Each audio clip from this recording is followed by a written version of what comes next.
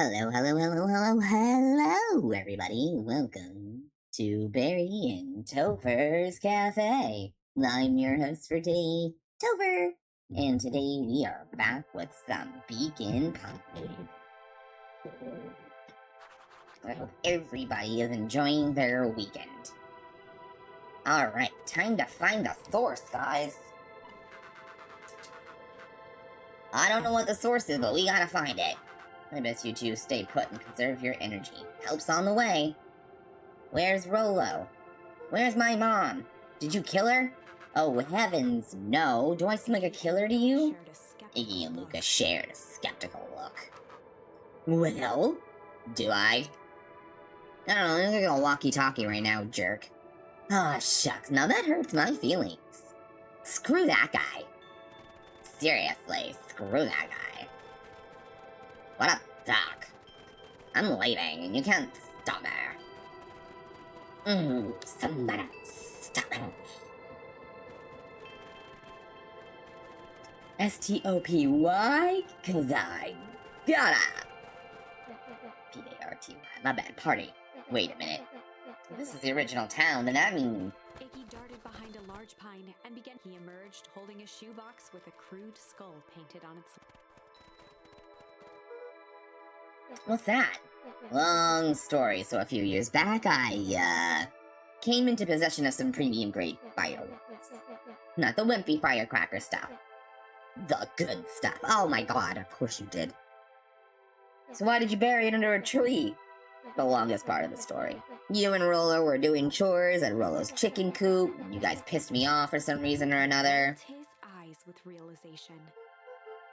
No, you didn't.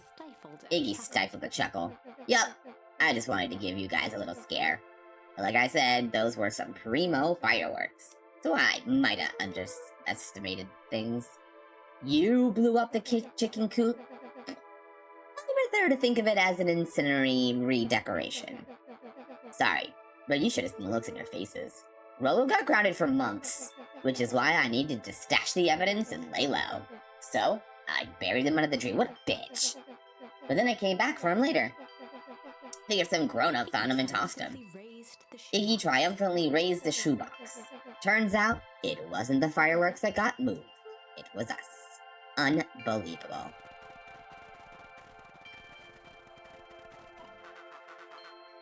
Do you think this is a game? Newsflash, boyo! You're not a hero. You're a little brat who's in way over his head. A hero who's just someone who refuses to grow up. Give up, excuse me. Sorry, I got something in my eye bothering me.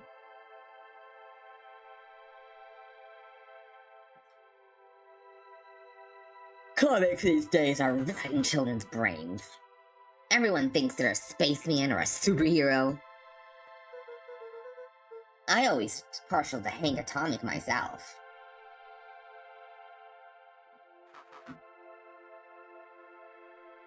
Is that so? Do you really think you have a chance against us? Do you? You have no idea how powerful we are. Prepare for blast-off, loser.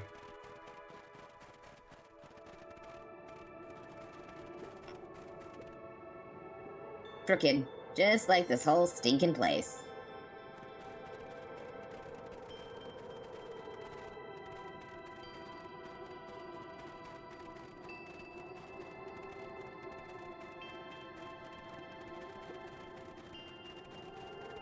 I'm gonna check everything. We just found a new interaction. We found Crooked Spoon. Which means I actually would like to come back here real quick.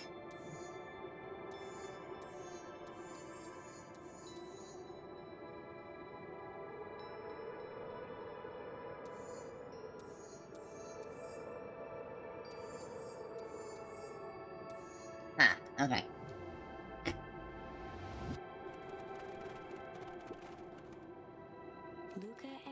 Luca and Iggy inched up to the edge of the hall with bewilderment in their eyes. Arctic air breathed out of the cavern in heaving gusts. Echo! Echo! Echo! Echo! Whoa, I can see why they wanted to move us all out of town now. That's where the freezing is coming from. This is the source? How do we smash a hole? Oh, it's much more than that, my annoying little friend. Curl, where's Rolo? He wasn't lying before. He's safe. Well, safer than you two are, at least. Drats, it's cold. You two had to drag me all the way out here, didn't you? Mr. Kerr gazed down the abyss in contemplation. It really is something, isn't it? What did you do to our town? What is all of this? It's a doozy of a question. This is the source, where they collect the unrefined, Honestly, boys, I don't understand what any of this is enough to explain it. Fact of the matter is, I'm not paid to know. What do you mean you don't know? Aren't you in charge? Oh, heavens, no. My role is merely to flash a winning smile and manage various complications. Complication. Like us. You are a smart boy. His face contorted into a saccharine green.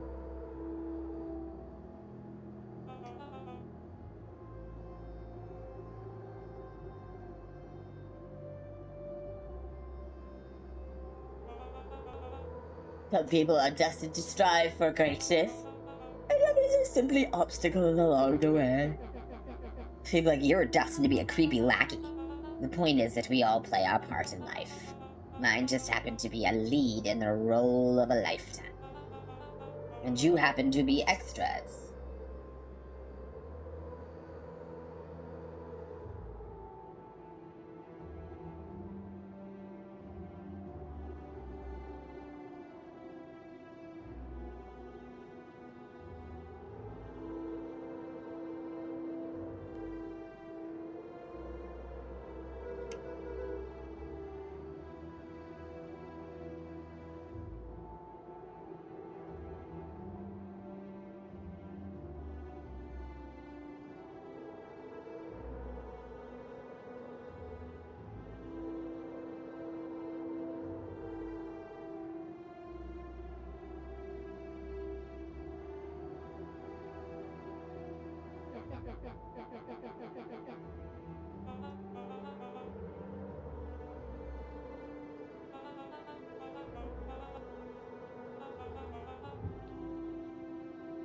Kerr snapped his fingers.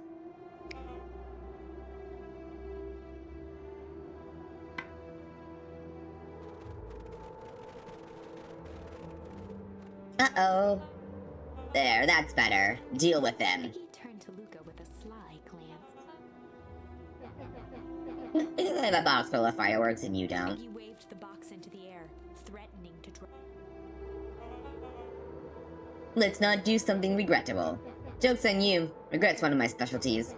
Oh, out of curiosity, what would happen if I threw these in your precious hole? Nothing. Nothing at all. You're a terrible liar. I'll have you know I'm an exceptional liar. Iggy plucked But his that's finger far enough. from the box and held it up with. Call up your goons. After a long pause, Mr. Kerr flung up. Very well. You all can head back for the night. It's been a long day. I'll handle these two from here. Fuck you, you piece of shit. Into the frigid. It's just us now, Iggy. You can put that down. With a nod What, to like this? Iggy top.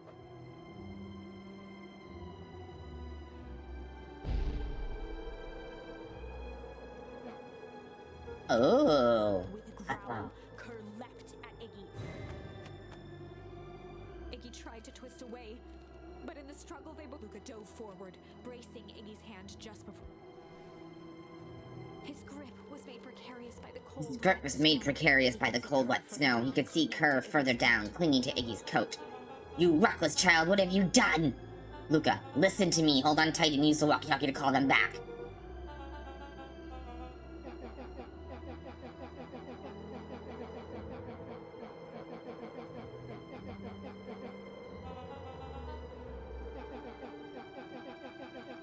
Seeing that look on your face almost makes it worth it.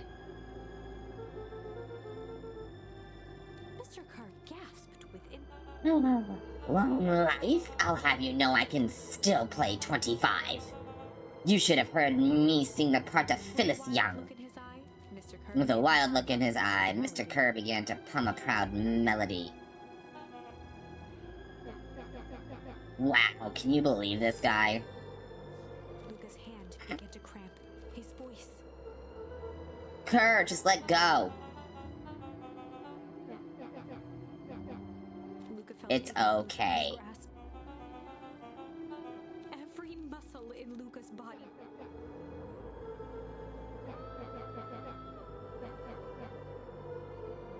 Luca felt his hand slipping.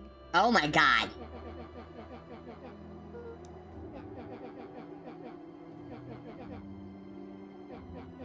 It makes sense for us to fall together. Wackadoos travel in packs. Iggy's voice was colder than the bitter air billowing from the cabin. Well, that was depressing.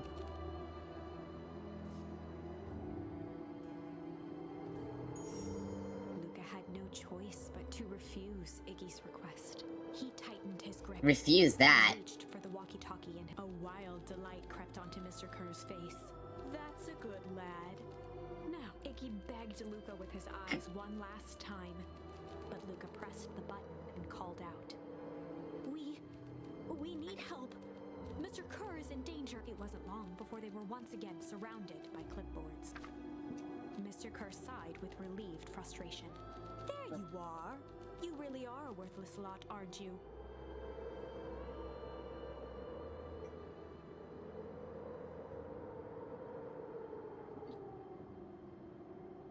Mr. Kerr's... Oh, wait. No, you're reading to us, my bad.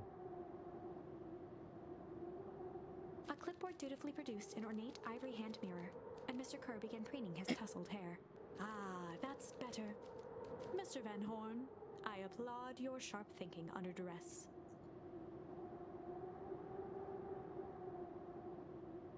I'll put in a good word for you with the founder. Take them away.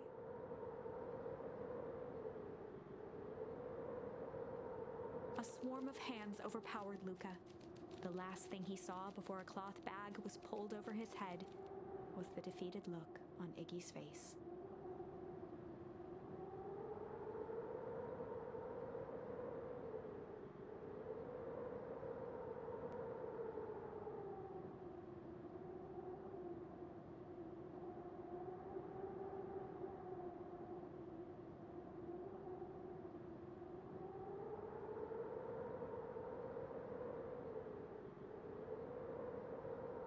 The end. Oh, alright. So that's what happens if I...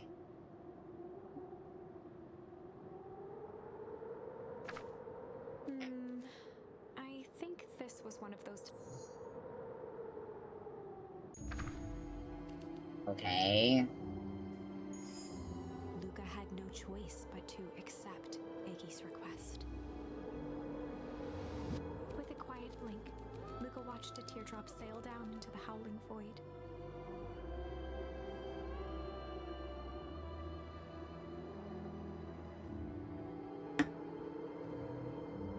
As his fingers slowly... So in this one, I let him go. The two silhouettes were swallowed by darkness.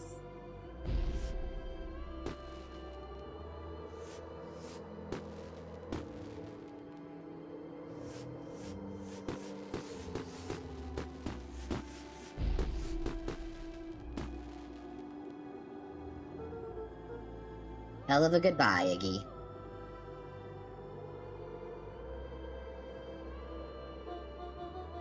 Luca, you should really step back. Let's quickly...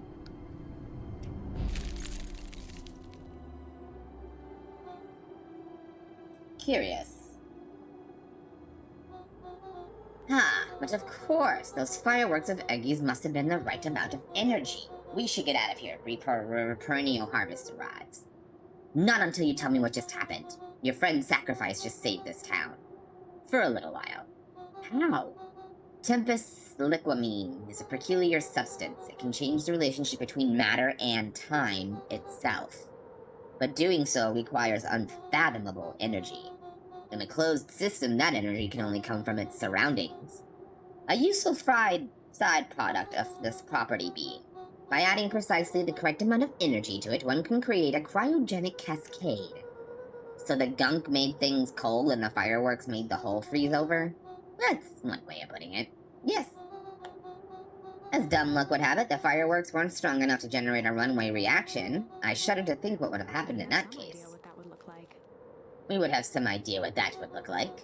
It will take them a good while to safely break through and access the source again. You know all this stuff. Why haven't you been helping? I have been, in my way. Each one of us has our role to play. Iggy's role was to buy us precious time. Mine was to observe and wait. Wait for what? You. Me? Why? What's my role? Luca Van Horn, you're going to save the world. Oh boy. With a chuckle, Nat turned and walked west. Dumbfounded, Luca followed behind him, every step taking him further away from everyone and everything he knew, and closer to destiny. To be continued in Beacon Pines, Pines Harder. In Beacon Pines 2, Pines Harder. Cold. Revenge served cold. Second time's a charm. Wait, that's it? This ended with a crummy cliffhanger just when it was getting good? I was even starting to like Iggy. No way. I refuse to be associated with some never-ending parade. Let's go back and find something more definitive. Well, that was irritating. Okay, so that tree has reached its ending. Okay, I can't go any further until I get something new for here. So I guess we're doing the hard interrogation. They'd run the classic. Rollo brandished a steely gaze. I've got this. Read about it 100 times.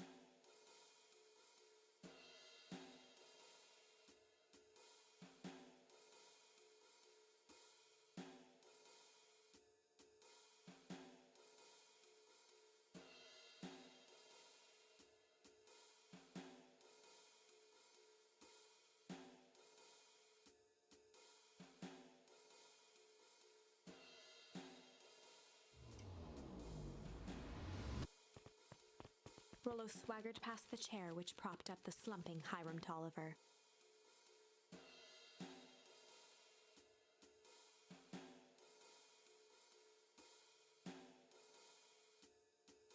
Without even looking at his captive, he began with a long, blustery drawl. Well, well, well. Mr. Tolliver.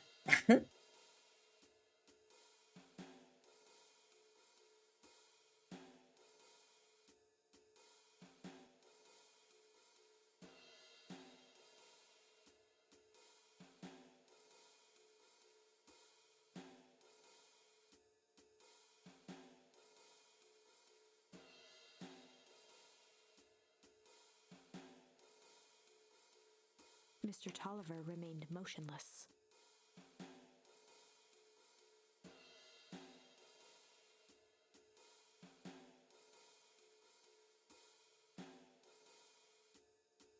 Rollo spun around to face him. He'd clearly expected to rouse Mr. Tolliver with his booming voice.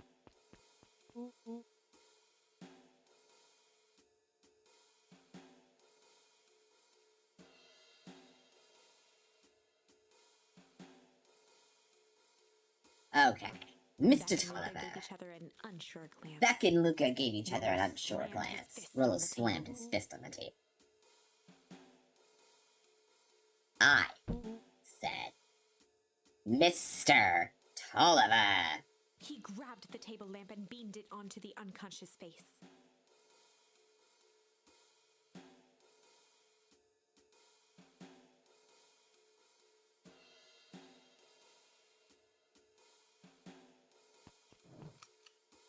Mr. Tolliver groaned. Mr. Tolliver groaned and slowly lifted his head. He recoiled with a muddled, dreary squint. What in the world? The chair wobbled as he attempted to straighten up. Oh, who's there? Mr. Tolliver could only make out rough shapes through the glaring light. With a gruff tone, Rollo hoped to both conceal his voice and intimidate. I'll be asking the questions here, punk. Now hold on, let's just calm down. Oh, I am calm. Calm as a carrot in dirt. As for you, looks like you're sweating. The doubtful expression on Beck and Lucas' faces transformed into awe. We can do this my way. Or let's just say I never needed another way. His stride was now channeling every He slammed the table again. He slammed the table again. Now dance. I Mr. don't even... voice became desperate. Mr. Tolliver's voice became desperate. He was nearly in tears. You tied me down. How on earth can I dance? Dance with your mouth, punk. Spill the beans! What are you doing poking around this house? I'm here to help Juniper, to make sure everything's ready. So you're in cahoots with Gran? Gran? Was in a daze, now more confused. Gonna help her blow up the festival? Blow up the festival? Good lord! More and more dizzy. He shook his head, feeling dizzy.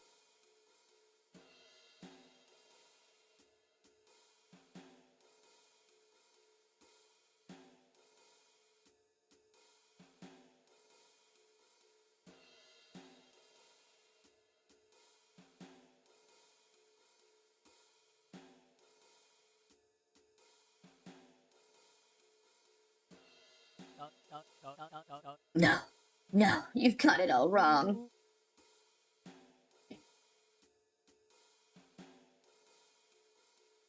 Where is she now?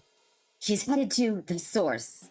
Source? What's the source? It's where the town began, where it all began. Oh my god. Oh my god. You guys, I think I know what happened. I think we were all regular animals. This source was discovered and turned us into anthropomorphic beings. And we became sentient, functional, human-like animals. Well, anthropomorphic. And I think that green sludge is what started it all. Mr. Tolliver passed out cold. I don't think we're supposed to... We're normally not... Oh, okay. I wonder if we're... Oh, wow. Okay. My brain hurts. There is so much happening in this game. Rollo spun around with a repentant grimace. Damn. I think you went a little too hard on him. What did he say about the source? It's where the town began. We need more info.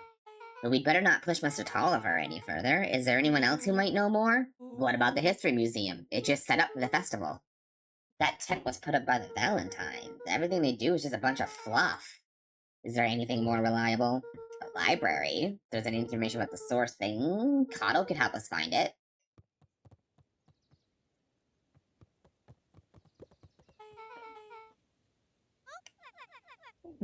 Thanks, we worked hard on it. Aren't you a little too adorable to be a librarian? Oh, Cotto hung out over here so much, eventually I gave him a set of keys. Just to keep an eye on the place for Miss Novak sometimes. Are you working for free? It's quiet, and I get access to all the books I can read. What more could a person want? Fair enough. What can I do for you all? We need a favor. I already told you and Rollo.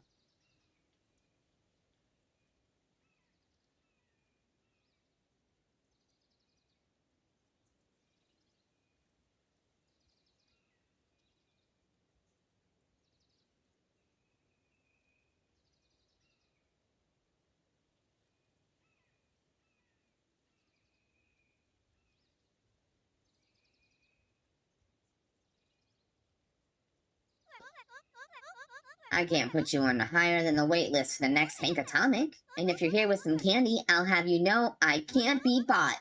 Call it a personal code of coincidence. Huh? Oh, oops, I skipped A too hard. I didn't know what it says. Actually, we're looking to do some research. Now you're speaking my language. My catamaran, if you watch Big Bang Theory. What are you looking for? That's the thing we sort of don't know. What do you got on the history of the town? There's the country record archives. What's in those? Birds, deaths, newspaper clippings, stuff like that. Pretty boring reading, but they go all the way back to when the town was founded. Great, we'll start there. Chapter 8. 6 feet Chapter under, 8. 3 6 towns feet over. under, 3 towns The kids over. spent the rest of the afternoon combing through dusty piles of old county records, desperately searching for anything that could help them make sense of Mr. Tolliver's cryptic utterance. Luca tried to shake the thought of Gran's basement, but his focus explosives, messages hidden in jam. Luca tried to shake the thought of Gran's basement, but the focus wavered. Explosives, messages hidden in jam, dossiers on various town figures, and a corkboard threaded with photos. Gran was the only family he had left. Gran was the only family he had left. He still couldn't bring himself to believe the worst. But the old map with the symbol of explosives in town square made that difficult. As he began to set the kids were no closer to the truth. As the sun began to set, my bad.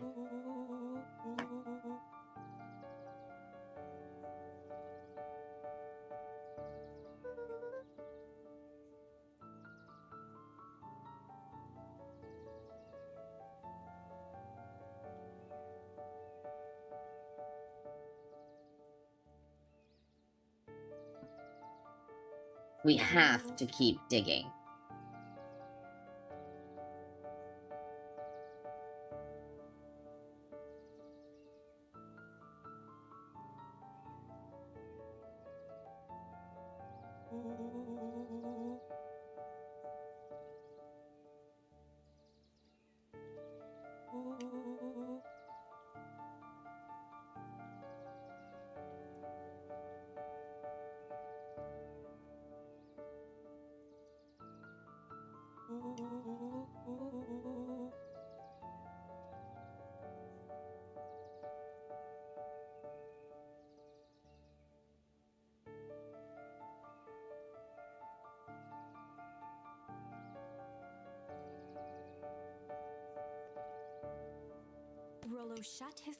Rollo shut his book with an assertive nod.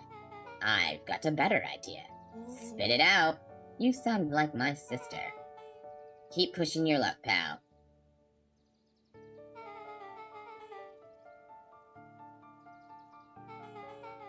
I'll put you in the obituaries myself, Rollo muttered under his breath.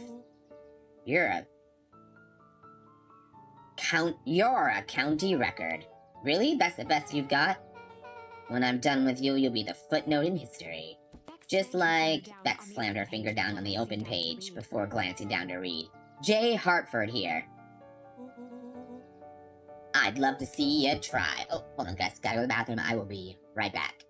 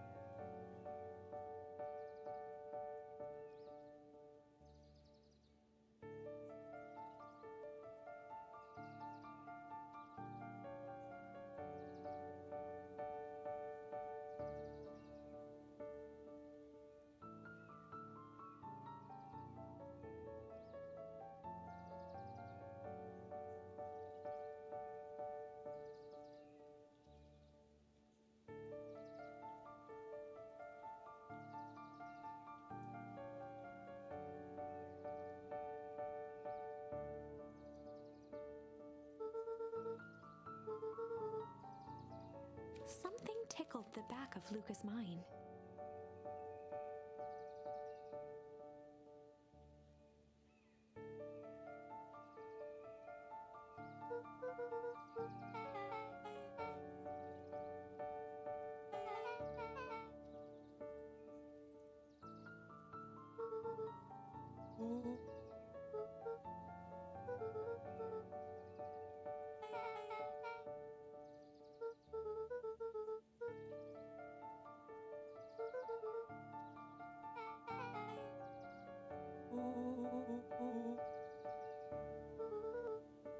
The question hung in the air.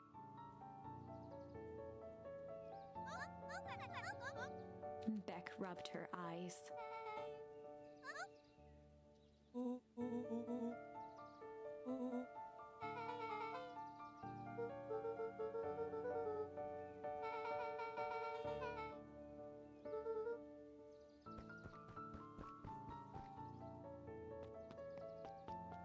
Luca's heart was pounding as he approached the house. If he was lucky, Gran, or whoever it was, hadn't gotten. And of course, there was Mr. Tolliver tied up and unconscious, and dealing with him would be the first order of business. Luca shook out his arms to calm his nerves before entering.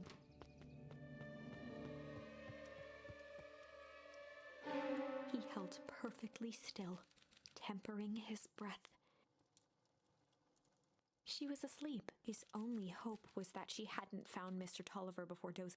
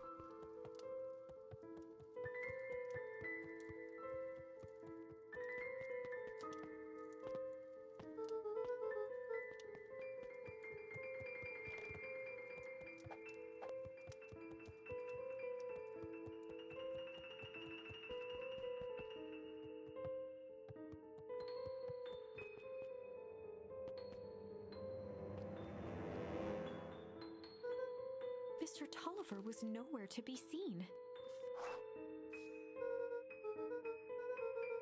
Or maybe Gran knew everything. Luca's hungry stomach growled. Not realizing it, he'd gone the entire day without eating. Luca rushed over to the pile of jam jars, unscrewed one. He flipped the lid to read the label.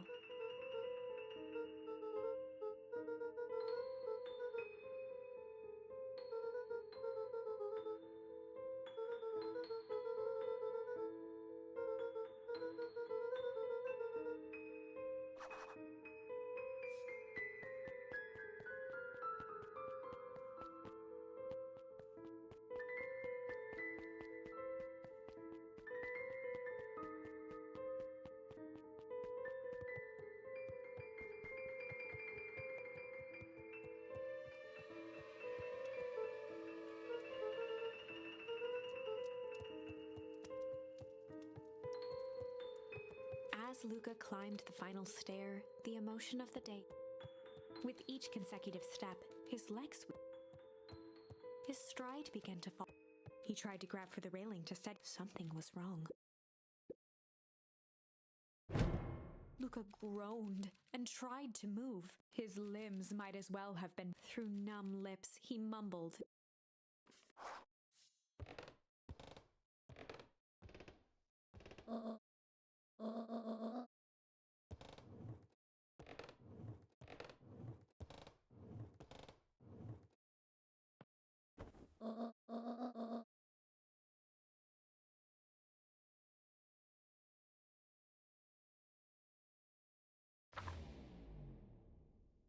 Chapter 9. A speech to end. Luca awoke to find himself face down in. He moaned into his pillow. Why was she trying to drug Mr. Shaking the questions from his woozy head, Lucas snapped.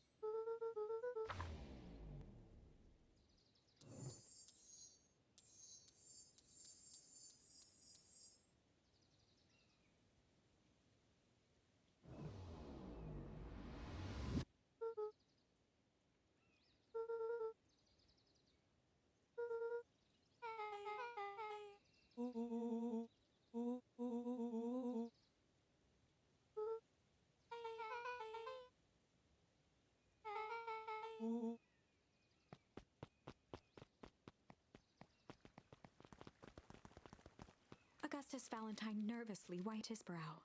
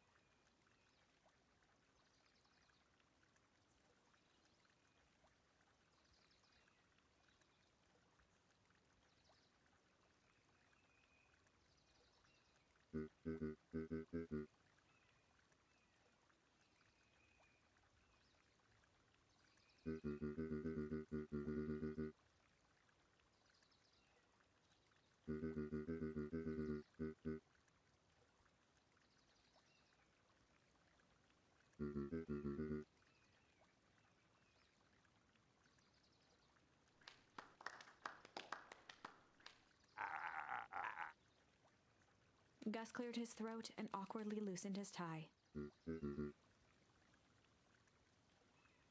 William Kerr bounded on the stage with the energy of a preacher at a big tent revival. He gave Gus a hearty slap on the back and motioned him off the stage.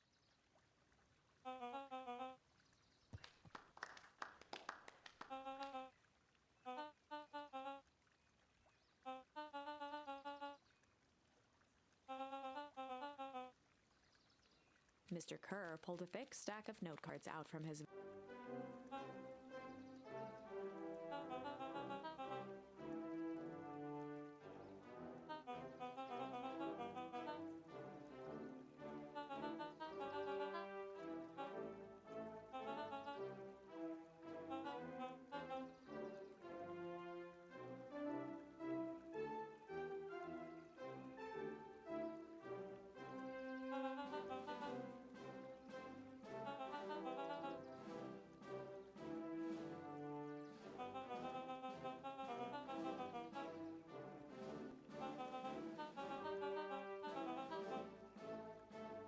Mr. Kerr took a moment to survey the crowd. He wiped away a single...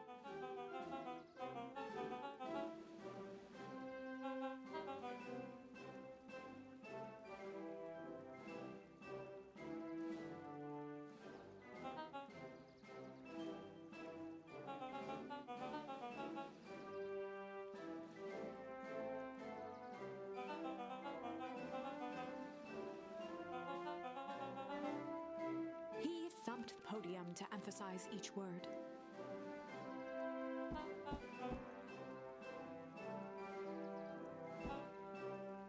Mr. Kerr nodded confidently, biting his lip.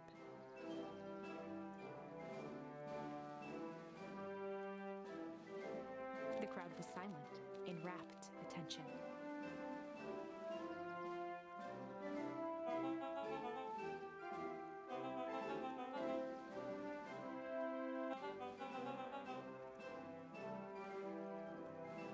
Mr. Kerr methodically made eye contact with each section of the crowd.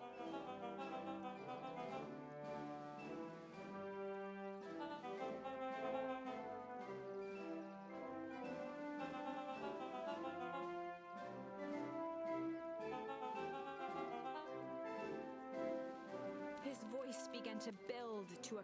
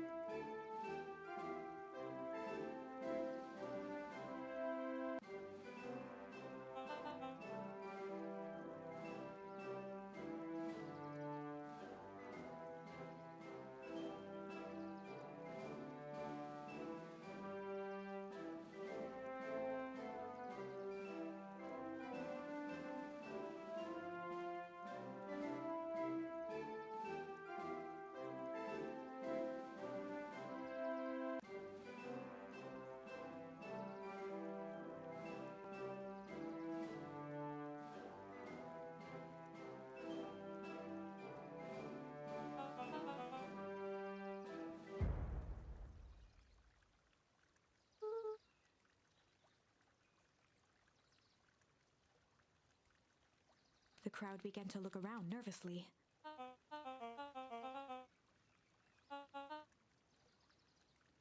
Mr. Kerr quickly flicked through his note cards.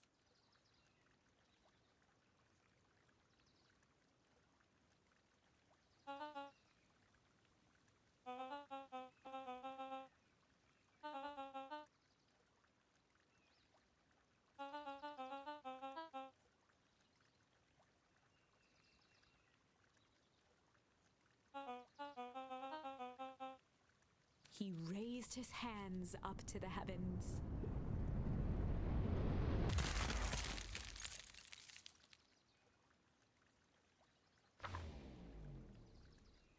At that moment, a merciless wall of impossibly cold air ripped through the crowd, instantly freezing everyone and everything it touched. For a man like William Kerr, this was a fitting way for things to end.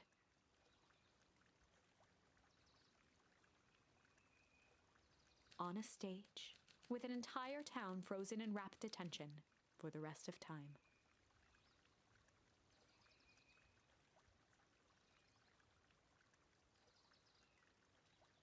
The end.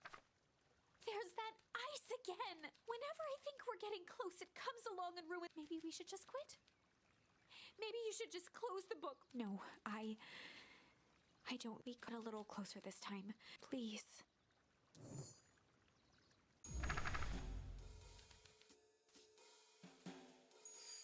They'd run the classic good cop, sly cop. Luca and Rollo ducked behind a barrel, leaving Beck to her task.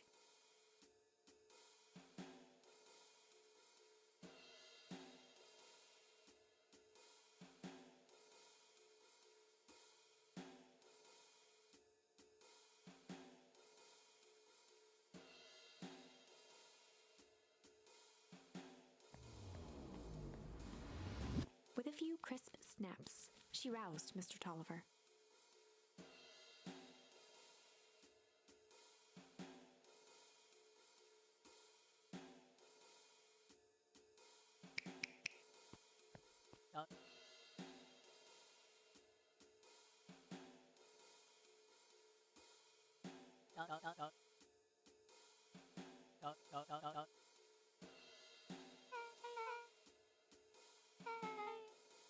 Mr. Tolliver looked down and shifted a bit.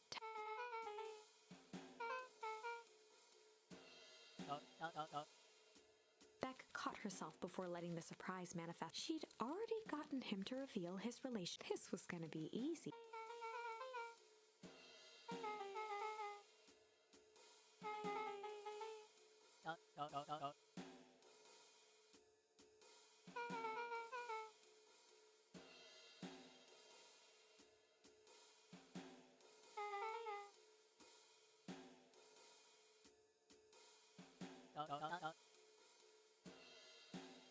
Mr. Tolliver wriggled a bit in his restraints. Beck quickly removed the ropes.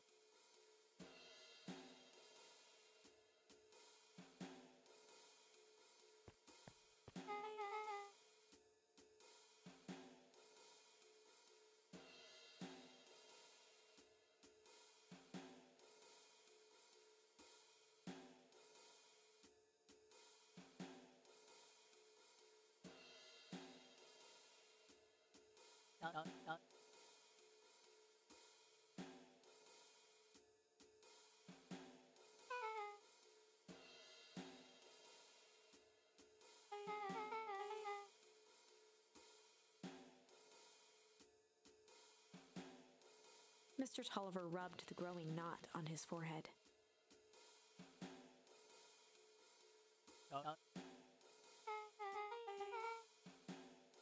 Beck twirled her hand, as if to prompt Mr. Tolliver to finish her thought.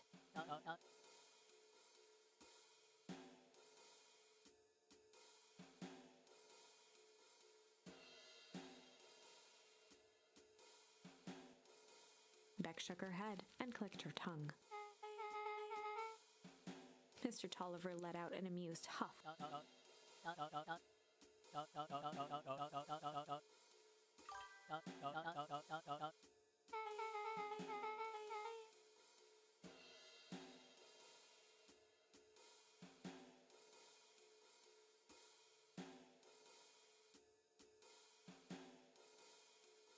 Beck was on a roll now, playing Mr. Tolliver like a fiddle.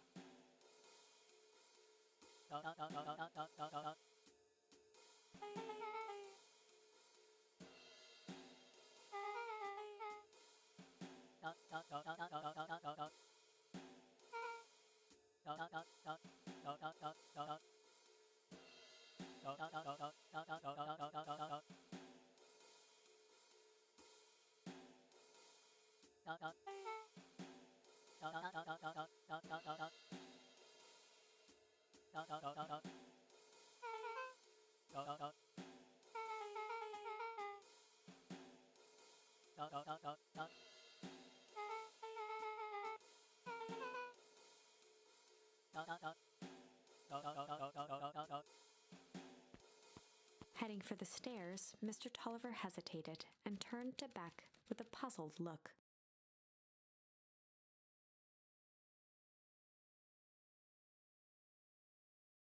She grinned and gave him a peppy wave.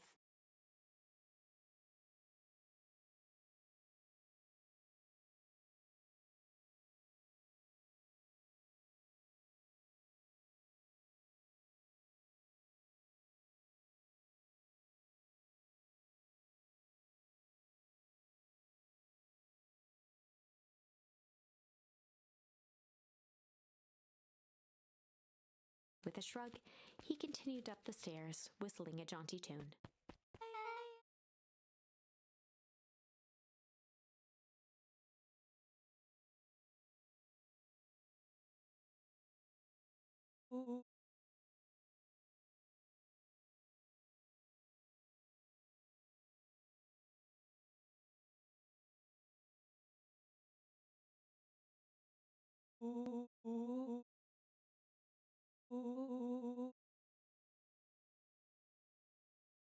Beck blinked slowly in disappointment.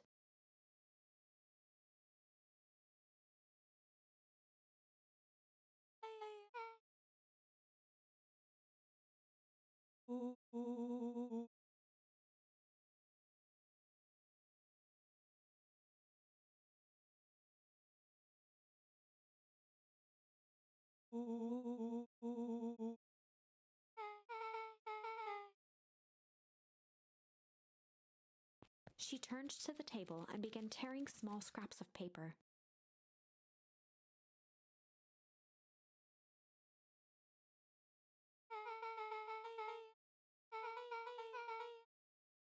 Beck marked each scrap of paper.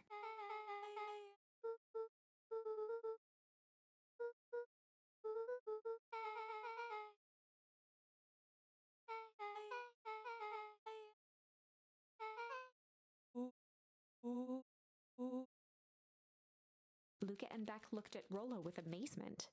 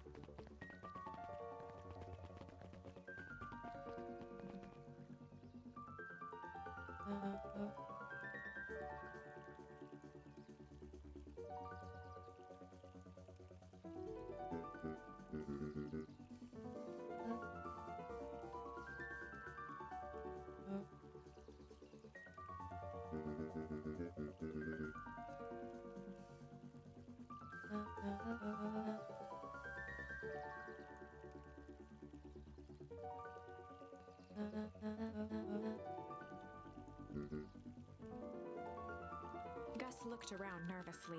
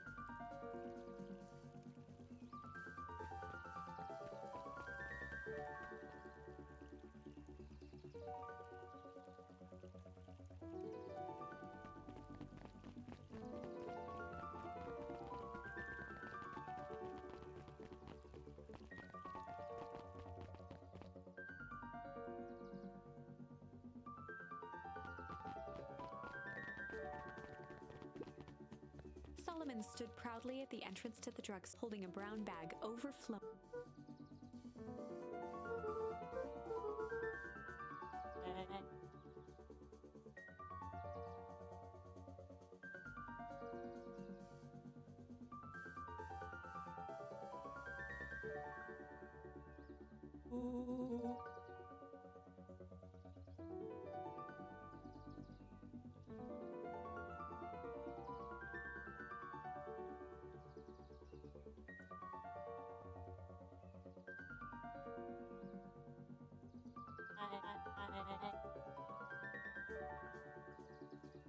Solomon shoveled a surprising amount of licorice into his mouth.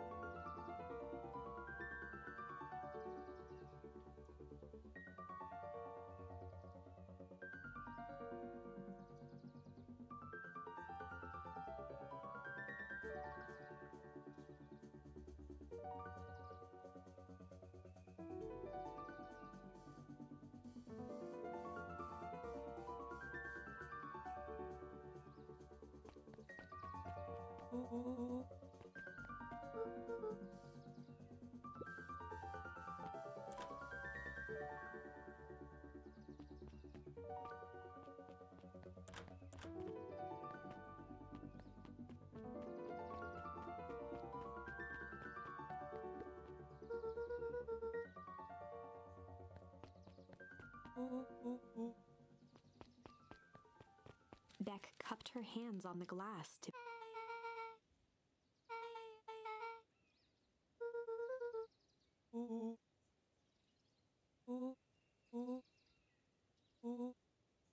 Beck flung open the door, and they all squeezed in.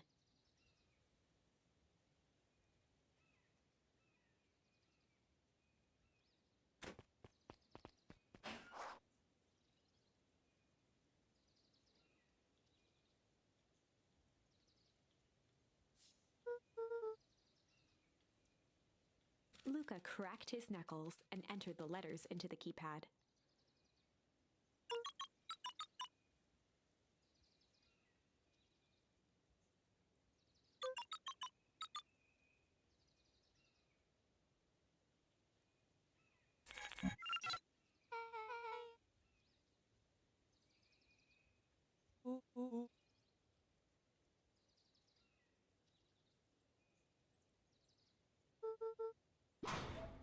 The inside of the phone booth dropped loose from its shell. Without even the space to panic, they closed their eyes, held their breath, and accepted their fate.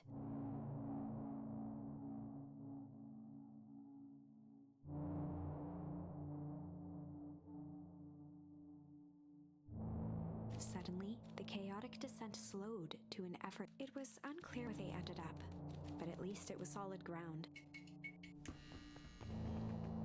The air was stagnant and smelled vaguely of chlorine.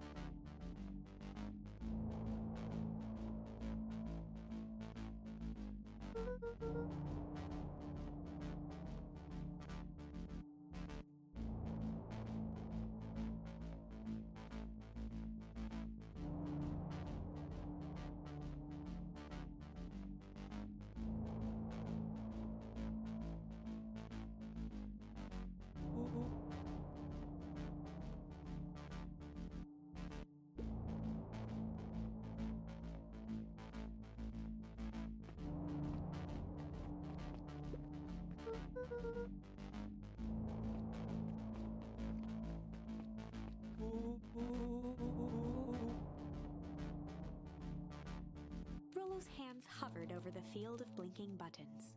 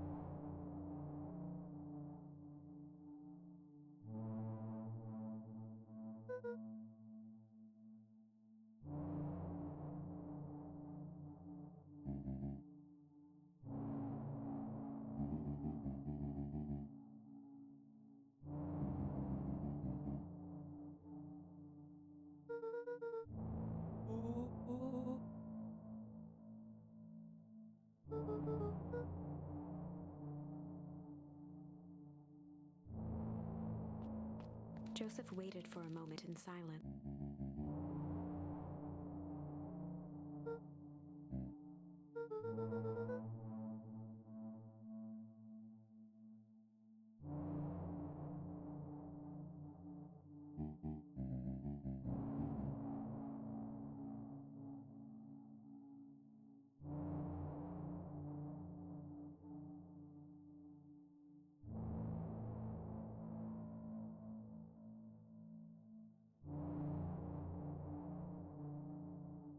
He gestured toward the strange tubes.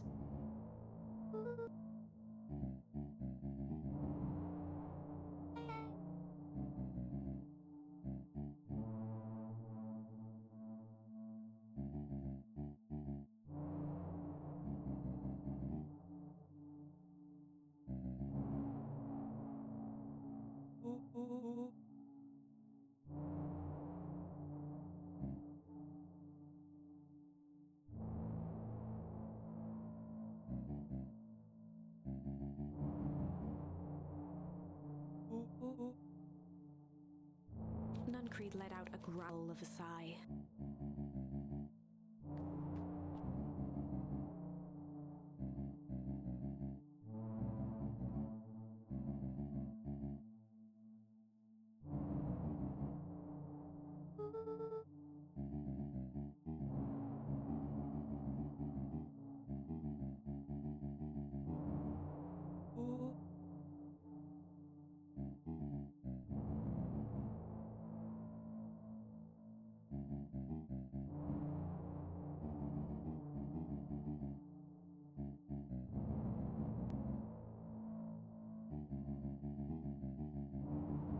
He shook his head wistfully.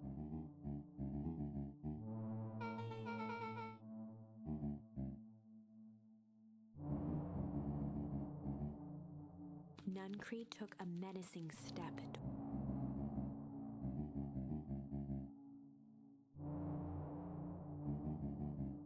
Luca began to laugh.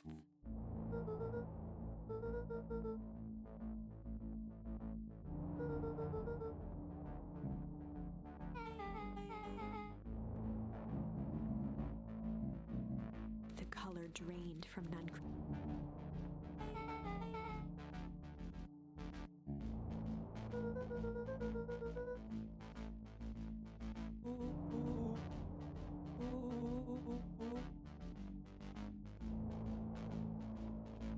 Nuncreed grabbed Luca by the shoulders. His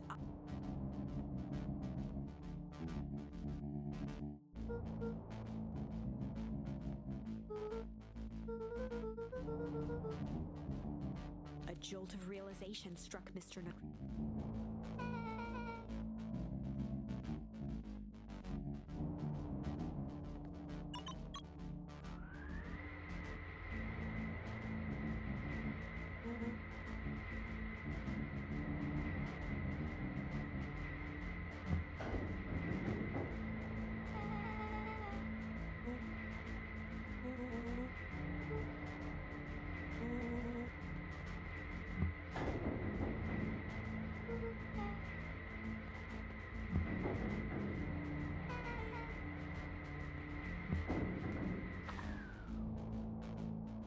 Chapter 8.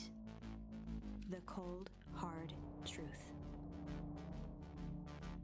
Beck leapt up, allowing the suction to yank her into the dark. Dimness eclipsed around her like the shutter of a camera as she seemed to cover great distance in mere moments. Her only points of reference were glints of upcoming turns, which approached with frightening speed, only to carry her gracefully along.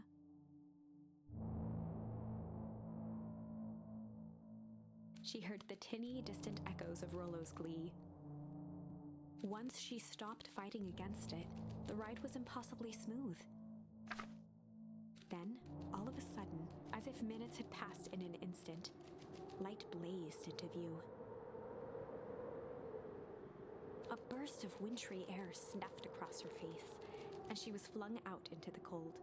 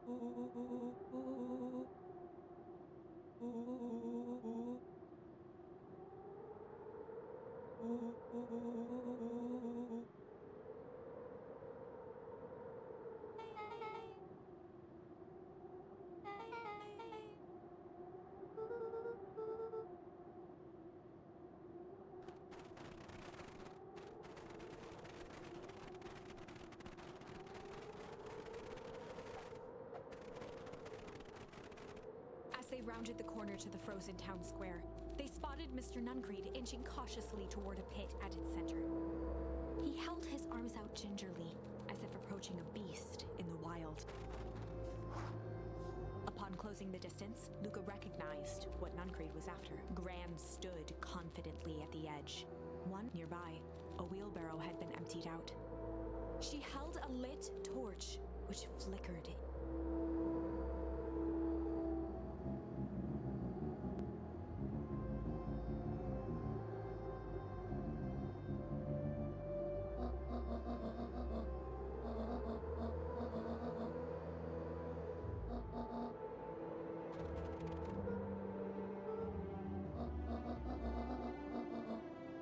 Mr. Nuncreed turned back toward the kids.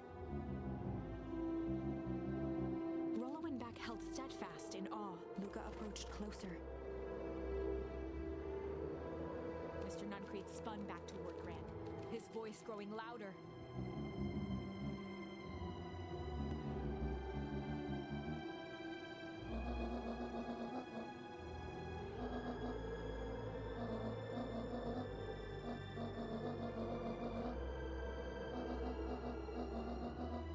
Mr. Nuncreed winced with anguish. His voice hardened. They both now yelled, not to each other, but at making their peace with long-held burdens. The wind howled with encouragement.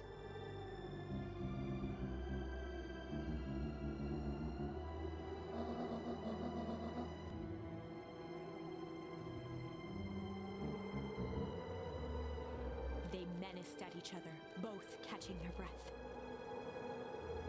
The moment balanced on a knife's edge.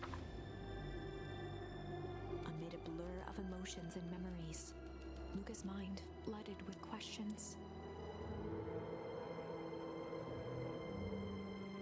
The wind calmed, as if to give him the stage.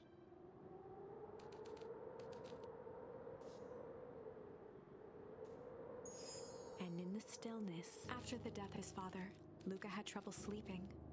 Each night, his mother would sit at the foot of his bed and hum. It was the only thing that could calm his mind. The only thing that, however briefly, could make it all seem okay. That melody pervaded every shivering in the raw snow. He began to hum it out loud.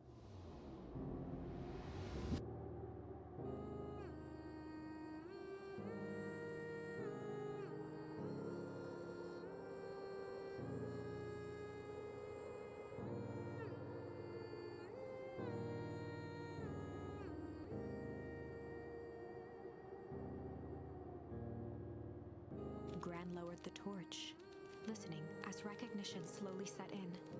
Her heart sank. Those countless nights of consolation, the incomparable loss they shared together. She let the torch fall to the snow. A few steps toward Luca was all she could bear. Through a flood of tears, she began to hum along, note for note.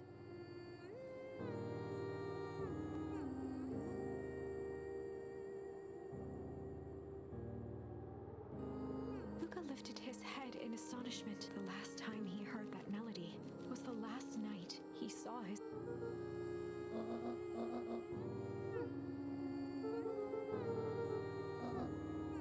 Luca blinked through blurry, watery eyes, trying to see more clearly.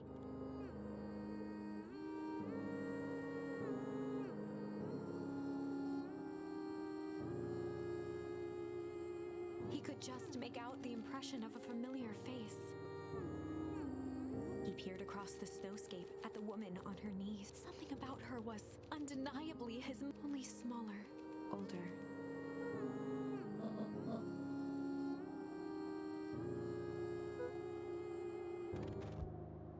Luca sprinted as fast as he could toward. They held each other close, and the cold retreated from their bodies.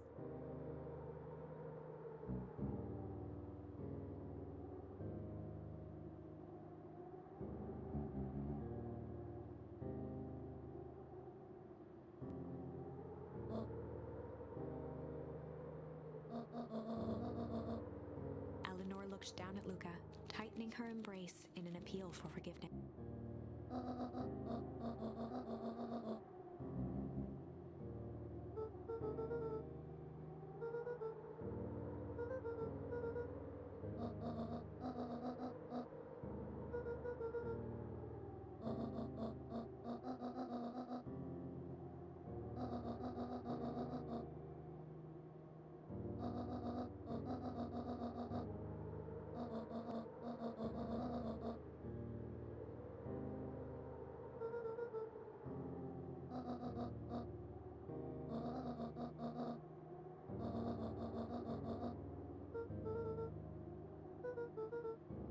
Joseph slumped into the cold, wet snow.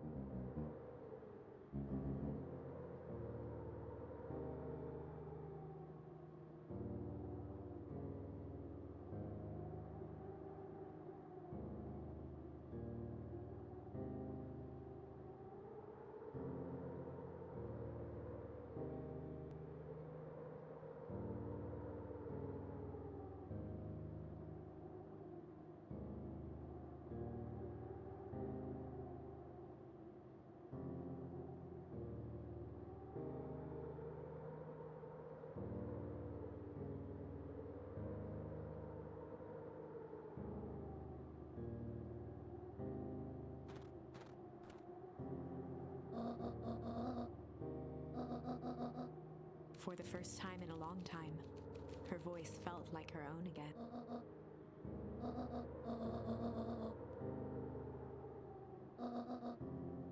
Luca gazed down at Nuncreed with pity. He looked small. Joseph stared into the snow, as if searching it for answers.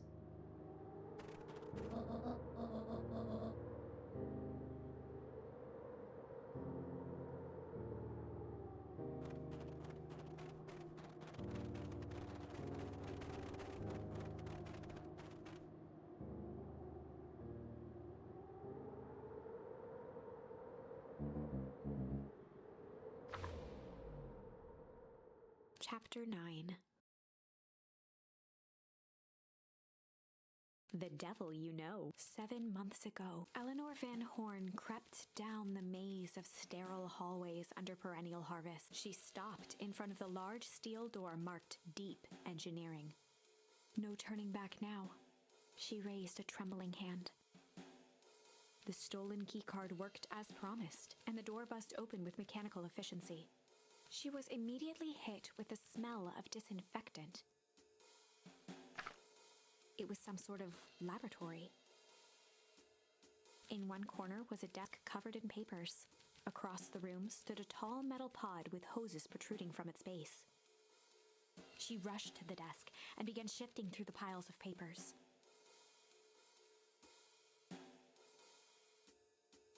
They were experiment reports on something called Tempus liquamen. There were dozens of them, every one stamped failed.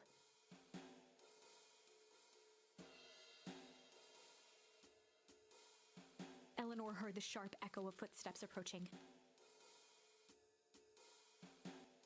She was out of time. Her eyes scanned the room, eventually landing on the strange pod.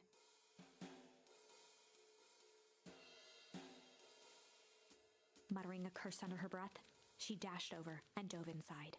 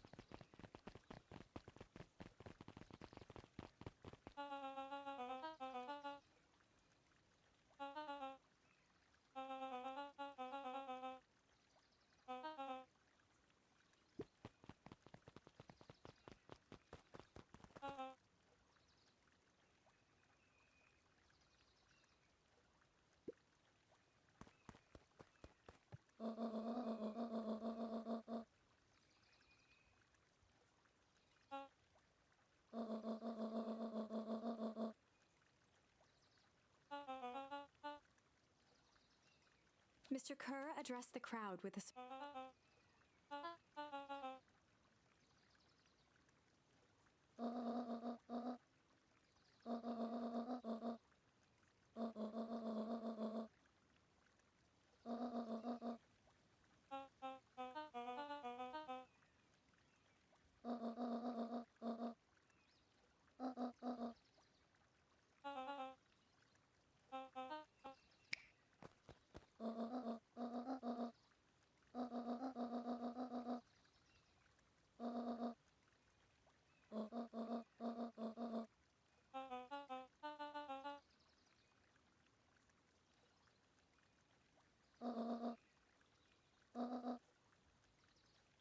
whispers filtered through the crowd.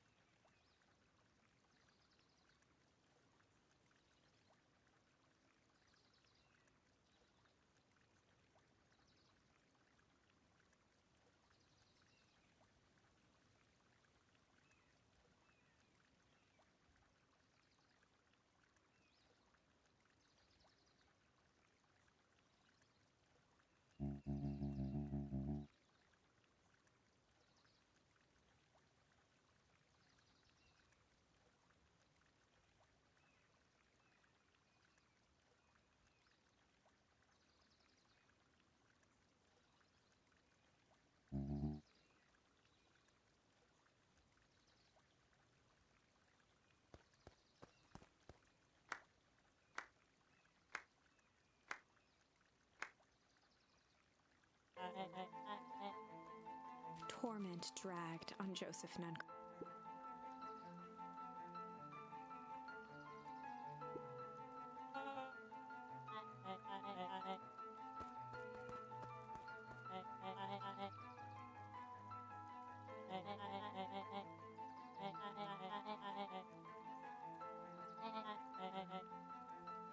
He paused for a moment, plucking a piece of fuzz from his sweater and discarding it to the ground.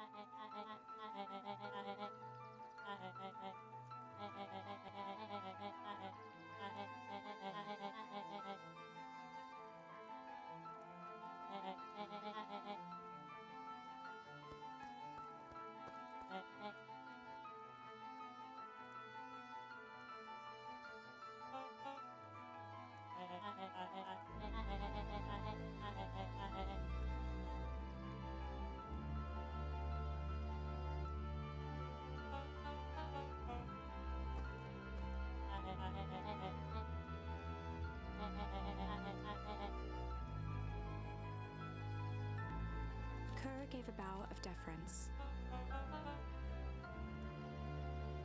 Gasps rippled through the crowd.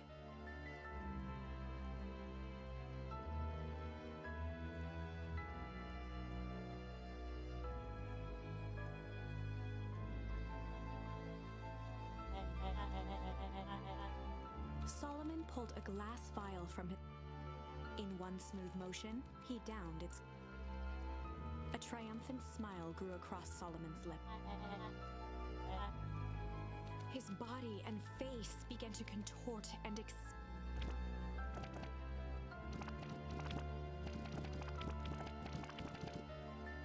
A hushed horror gripped the crowd. This is a story about...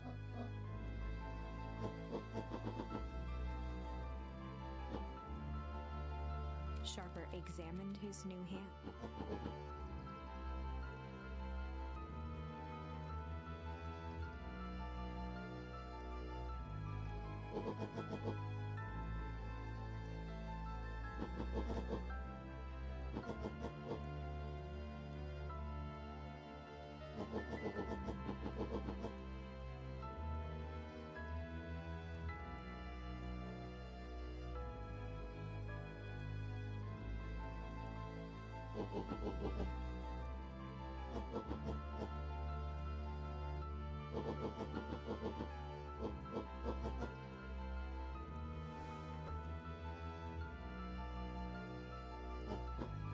Sharper choked out a crude squawk of frustrated grumbles sprinkled.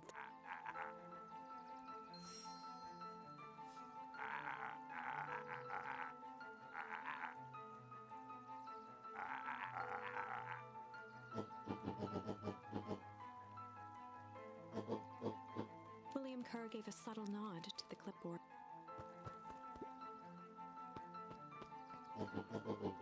A helpless quiet settled over the crowd.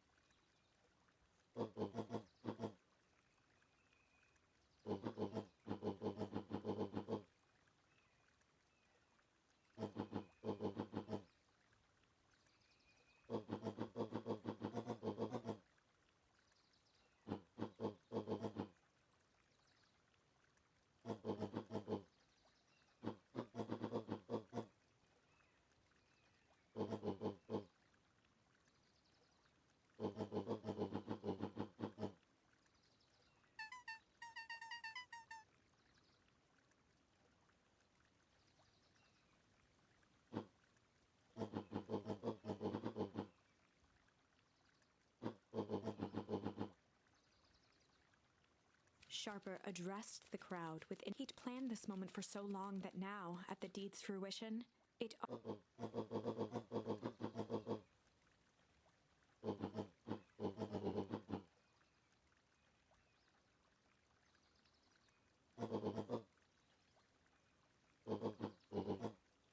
Mr. Kerr flourished a preposterously elaborate.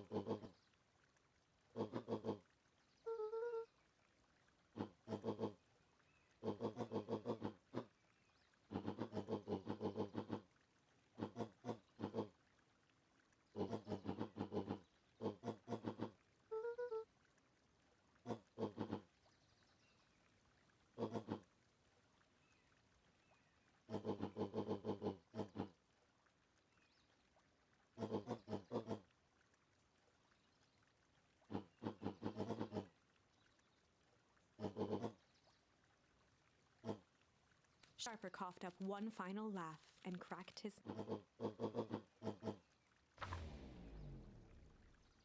And so, Sharper set about remaking the town, and the fertilizer factory soon reopened for business. Sales rose steadily as more and more farmers across the countryside began to swear by its miraculous properties. Beacon Pines became famous. A secretive town that, for the right price, shared its gifts with all. Gifts that became more and more necessary in a world where winters grew longer and longer. The end. This is wrong, but things are becoming clear. You can feel it, right? We can't let Sharper win. He might just be the key to this whole thing.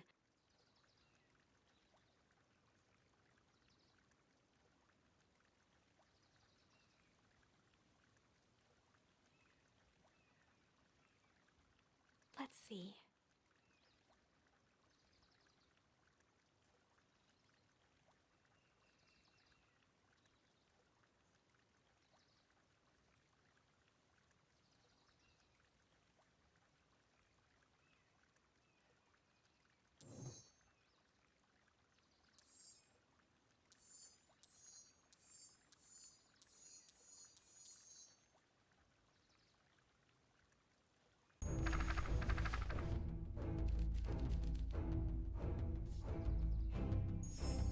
There was a malice like a trap ready to spring. Luca felt the weight of Nuncrete's hand on his shoulder.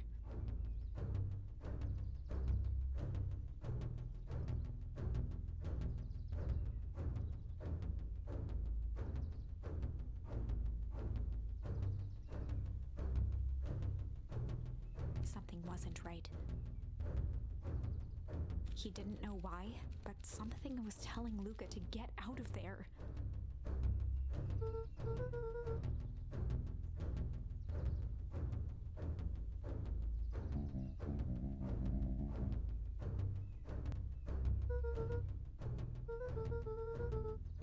Luca twisted free of Nuncrete's grasp.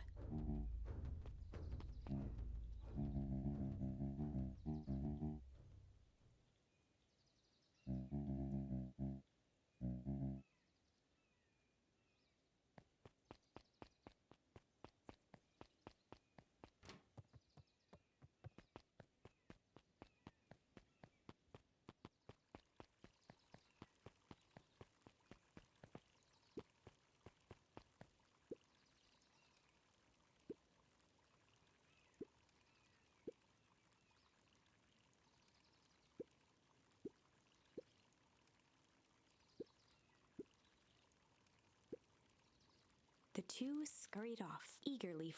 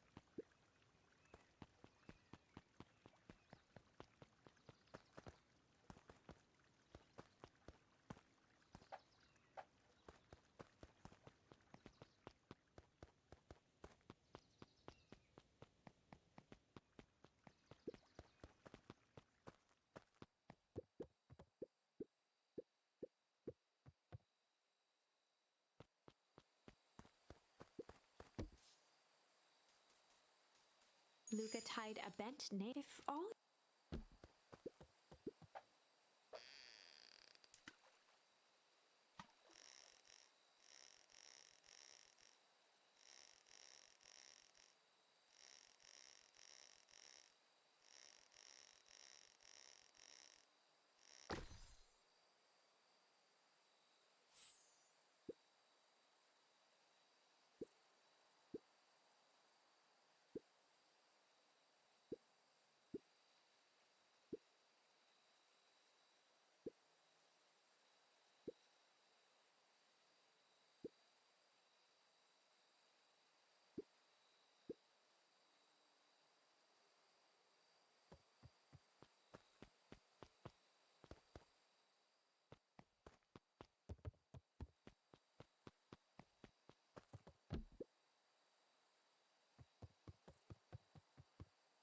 he aired a long holler into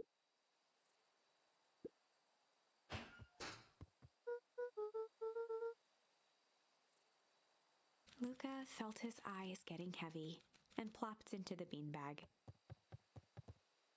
He conceded to its lumpy embrace.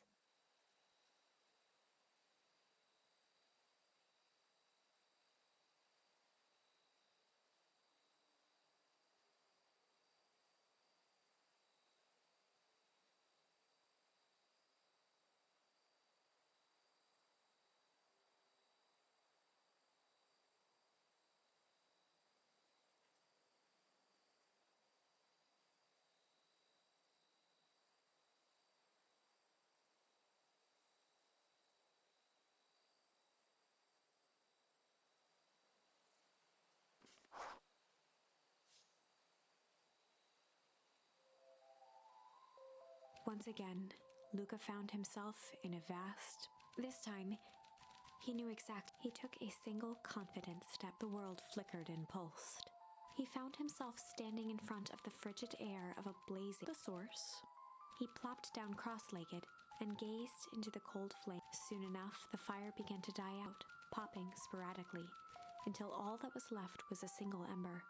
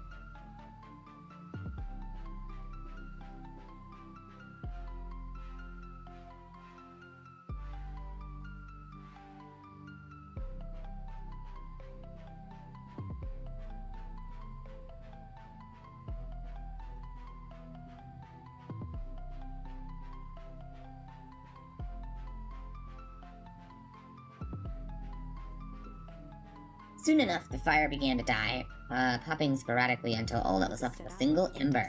Lucas stood up and dusted himself off, plucked the glowing ember from the cold ash, examined it, and slid it into his pocket, a keepsake. The voice of his father spoke behind him. "You made me proud, Buckaroo." "Dad, what is this place?" "A place where everything that has been and everything that could be all wait together." He found himself staring at his father's face, trying as hard as he could to memorize every single detail.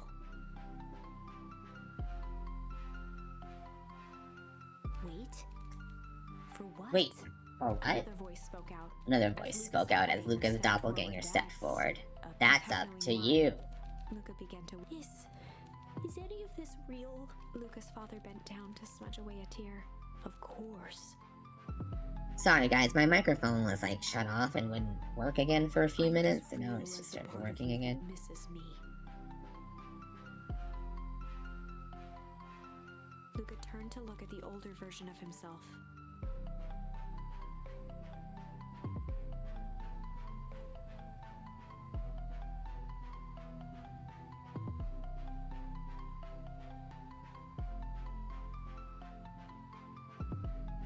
And you? The doppelganger choked back tears. I'm as real as the part of you that's angry he's gone. It's real as the part of you that angry he got. Does that make sense? Tears. I think so. Him in for an embrace. Time to go, Buckaroo. Time to go, Buckaroo. Luca was startled from his dream by a banging. Luca was startled from his dream by a banging on the floor. Are you there? Voice rumbled from below. Just as Luca sprang to lock the entry hatch, the door knocked. Chapter 5. Yeah, oh my god, this goes all the way back to chapter 5. Are you fucking kidding me? Dangers big. Luca stumbled back. He heard the rope ladder creak under significant weight. Keeping his eyes this is on like the hatch, he inched back killing the vibe of the flow of the game for me, man. Some of these go back way too far. Like, at this point, I just want to finish the game. Like, I've enjoyed the story, but I've definitely hit my, like, limit with this game. I'm done, I'm ready to move on. Like, I want to get to the final chapter. The large figure cocked its head inquisitively.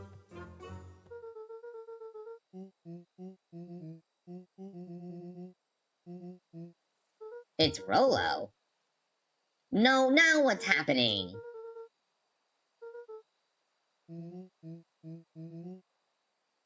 Messing around, it's me. Flaming chicken coop Luca.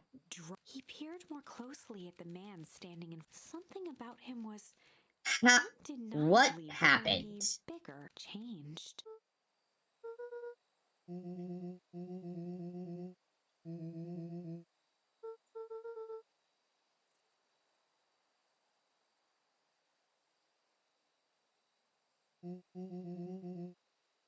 Threw a bag over my head. It was cold and smelled like a swimming pool.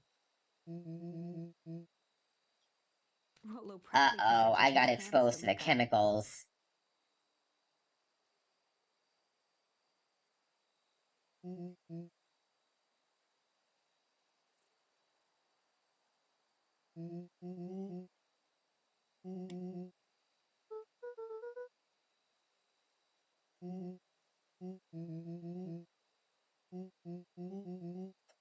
Luca moved to the side and pointed Rollo to his reflection in the balcony window.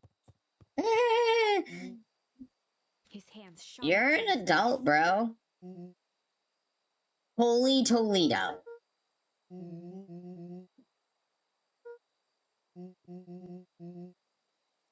Like licorice. The stuff he's been eating. The little... Is it in the... Oh my god.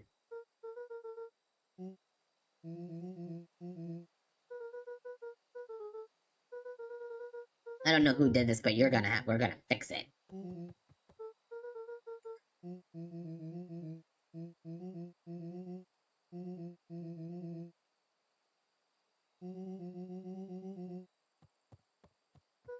Yeah, so the old lady is my mom.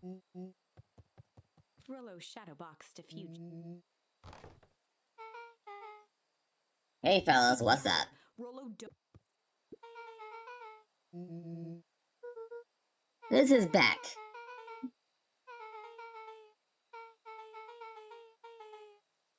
You're just taking it with your large adult friend.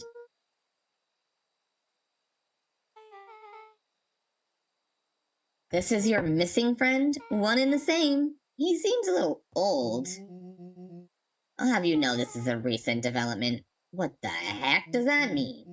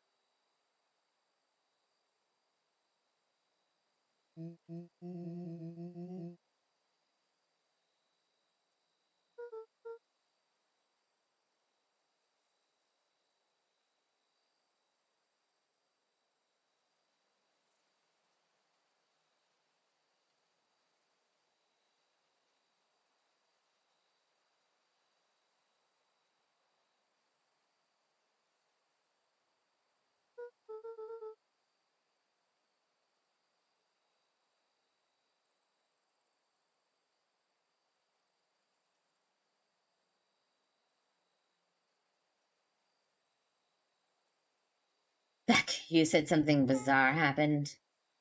She Yeah, shot a but nervous glance at Rollo.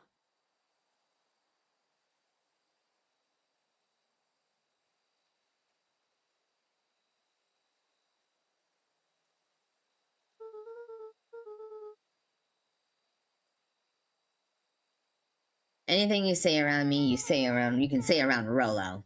This has been a weird day all around, hasn't it? Beck's eyes narrowed. Beck's eyes narrowed. Okay, so it all started when I made it back home. First order of business was to try to salvage my hair. So I dyed it with some stuff from the chemistry step my mom gave me.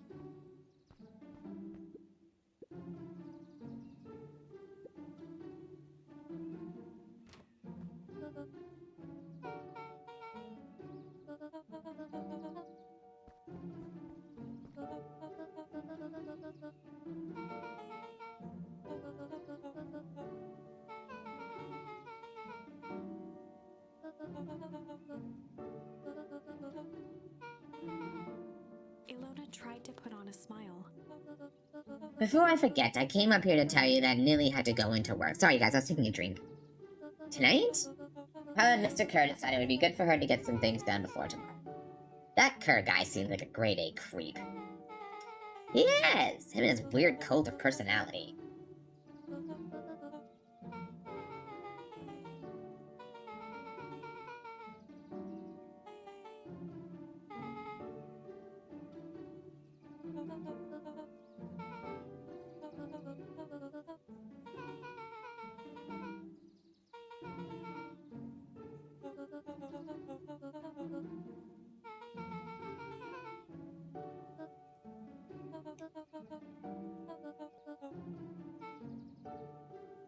Oh, you're grounded, Beck. See what we can do about fixing your hair. You need to look presumable for the festival. Not another peep. Sighed, and after a moment, looked down at Beck's. I know moving is hard, honey, but that doesn't mean you have to make yourself miserable all the time. Yeah, people seem to have covered that for me. She flashed a sly grin. Just shave it off for you. Think of how rebellious you'll look then. Thank you. Good night, sweetie. Good night, Mom. Wait. First of all, this town does not suck. Second, you need help because you got grounded. It's my fault your hair got screwed up in the first place. Don't worry about it. I actually kind of like the look. Great. Can we get back to the story now? The next part is the important. I had this radio I upgraded with my mom, and I was just too angry to sleep.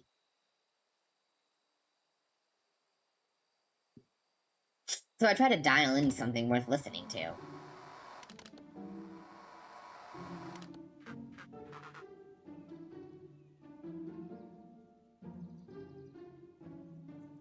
Mr. Kerr, are you there?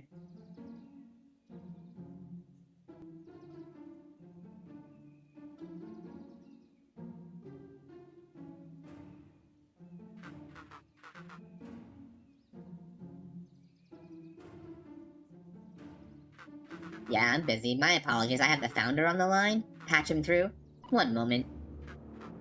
Hello, sir. It's nice to hear from you. Skip the pleasantries. What's your report on our new lead researcher of deep engineering? Nellie Modewell seems to be integrating nicely. This very moment, she's working to help us meet our deadline.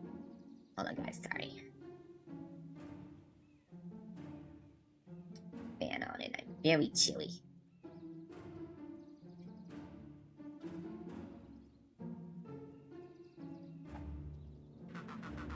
She offered to work overtime before I even had the chance to suggest it. Excellent. Have you the faith that she's capable of finishing the work left by her predecessor? Her work must be complete for the festival.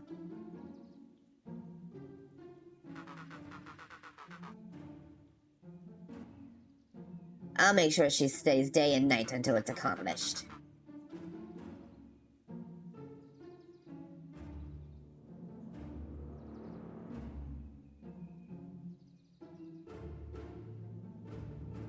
You know how I feel about loose ends. Yes, sir.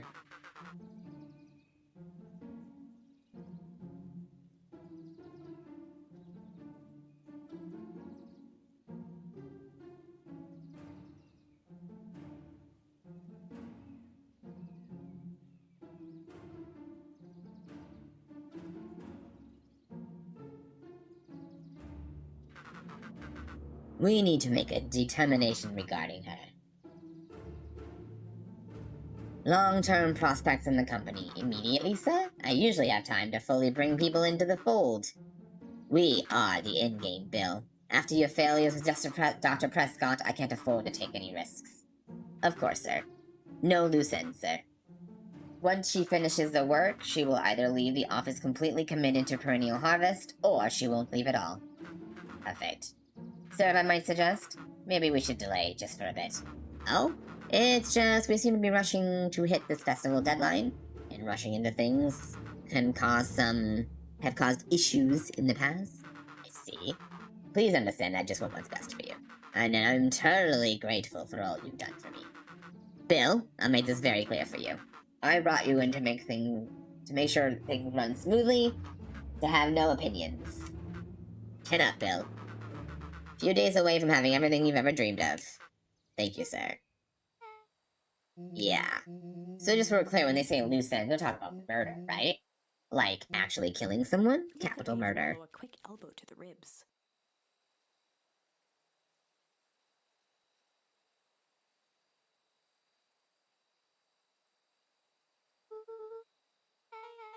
Who is this founder?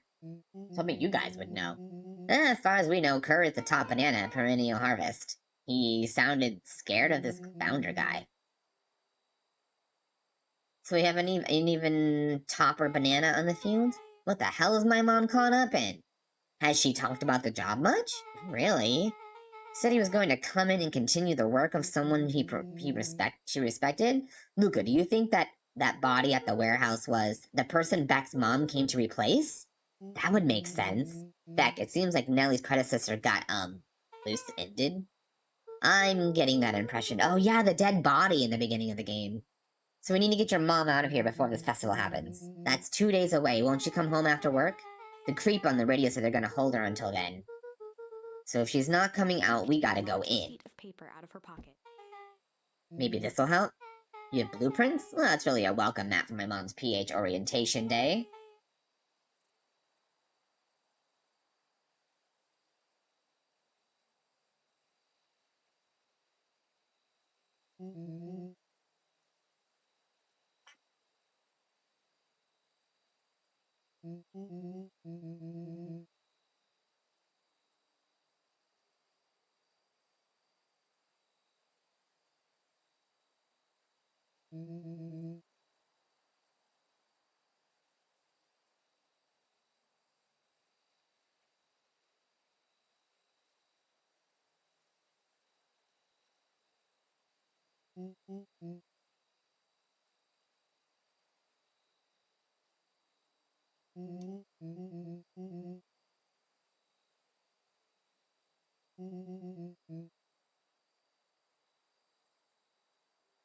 Rollo started to wiggle with excitement.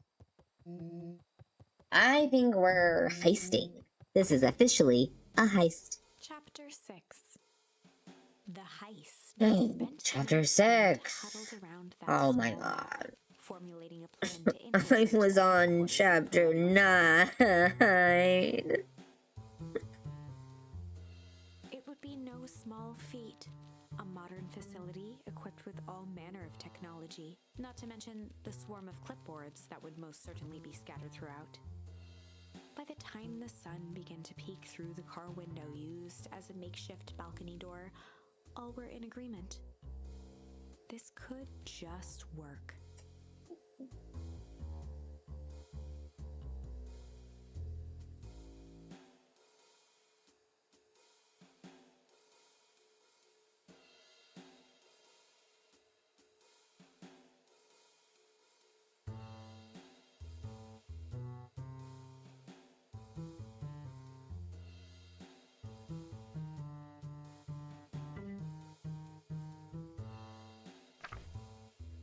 day before the festival would be used to prepare. They'd need to pull every resource at their disposal, pull every favor with a thread. Even enlist some unsavory characters around town with important tasks. Luckily, there was enough ill will and mistrust toward Perennial Harvest that alliances could be found at a bargain. Luca, Beck, and Rollo rubbed their eyes as they exited the treehouse. They hadn't slept at all that night. There was no time. The festival was to begin in 1 day, and they each had their assignments. Alright, quick recap. Rollo, you're gonna talk to Roxy. Cordially. Without her and Fitz, this whole thing could go bust. Me? Cordial is my middle name. Uh-huh. And how do you plan to explain your new circumstance? Beck snorted an involuntary giggle. And Beck, you're sure Ilana won't shoot this whole thing down when she hears it? Listen. Once she understands the danger Nellie is in, the danger we're all in, the plan will make sense.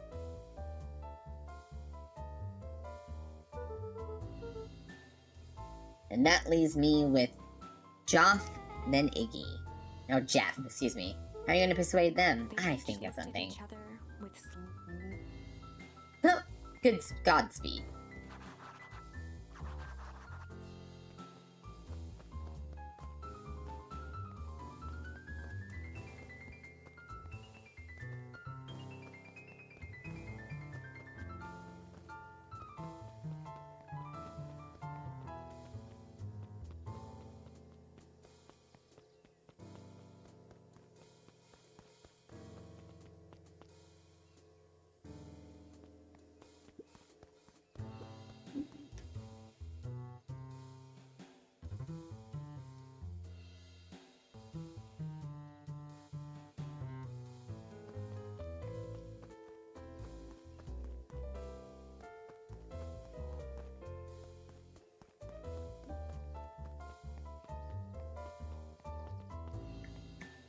Alright, I've already been up here.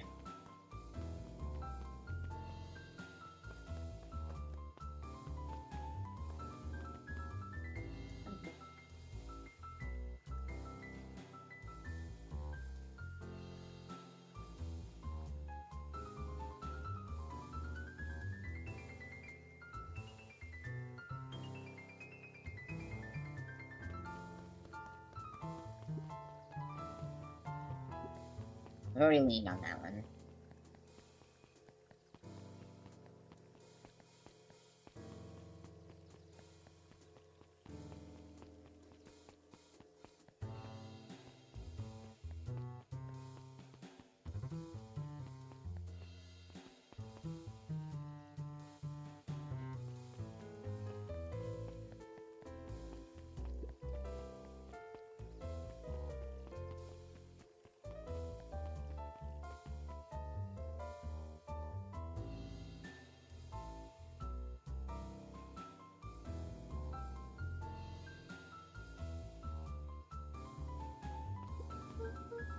Hey, Jeff. What can I do for you? Did you hate Perennial Harvest? Hate's a strong word.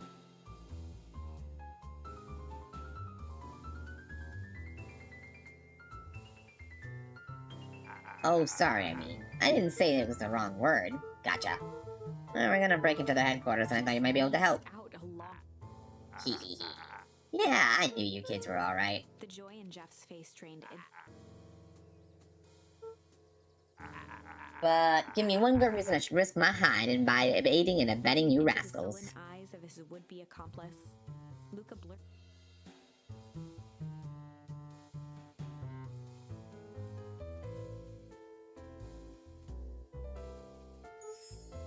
Junk? Yeah, what of it? I've got more junk than the king has copper, ain't interested. God damn it. Luca wasn't right. He shouted out.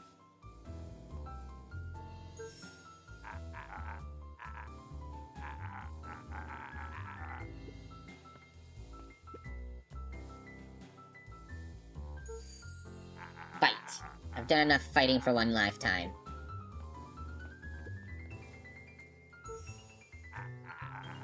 It's all shit. Still ain't helping. Ain't that some shit? Oh my god, this is so obnoxious. Jeff's brow perked up. What'd you say? Go and hide then.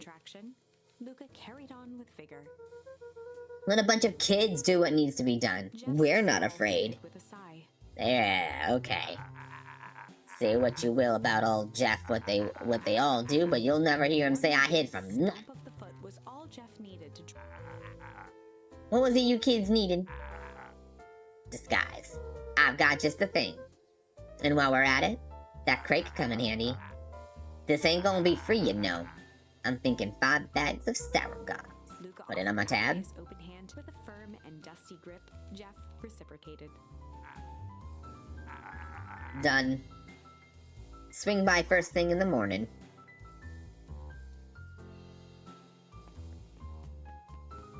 What else do I need to get? Iggy and Tish.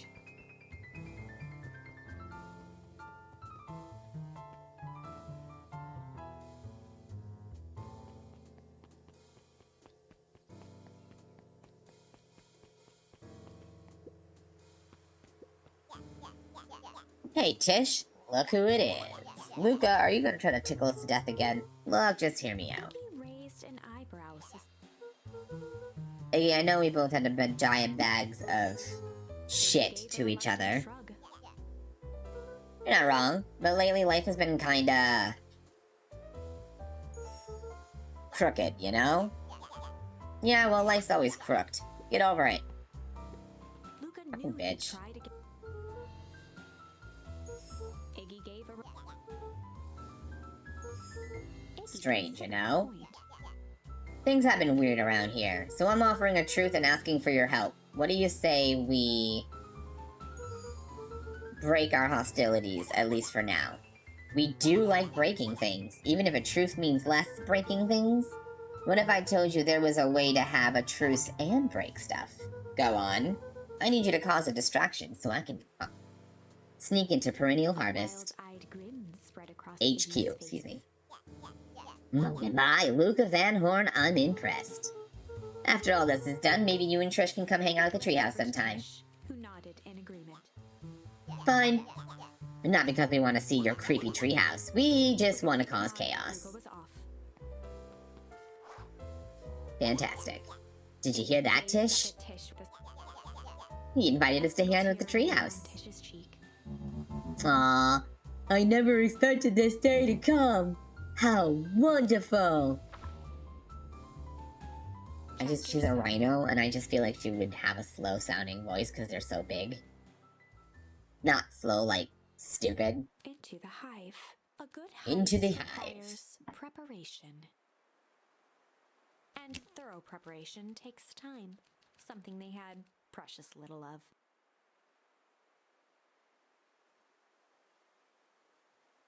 So far, everything was in order.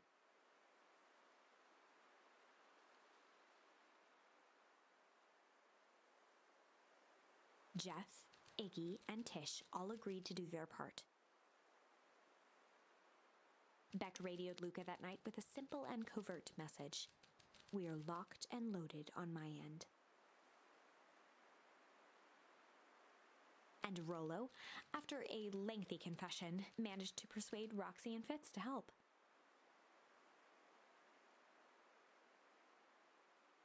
He stowed away in mission control for the night to avoid attracting attention.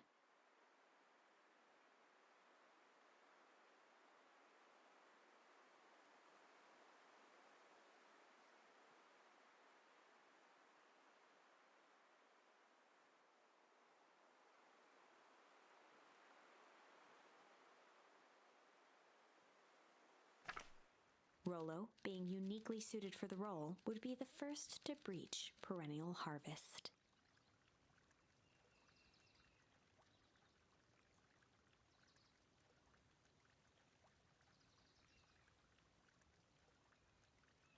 The outfit provided by Jeff wasn't perfect, but a convincing disguise is 10% wardrobe.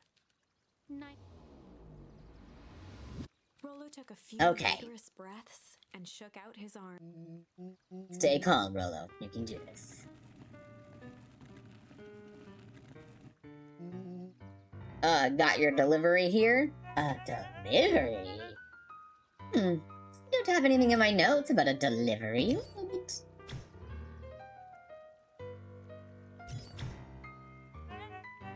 I'm so sorry. Delivery scheduled for this morning. He had to Right. That's because the store went to the founder. He asked that it be kept secret. Adjusting his tool belt.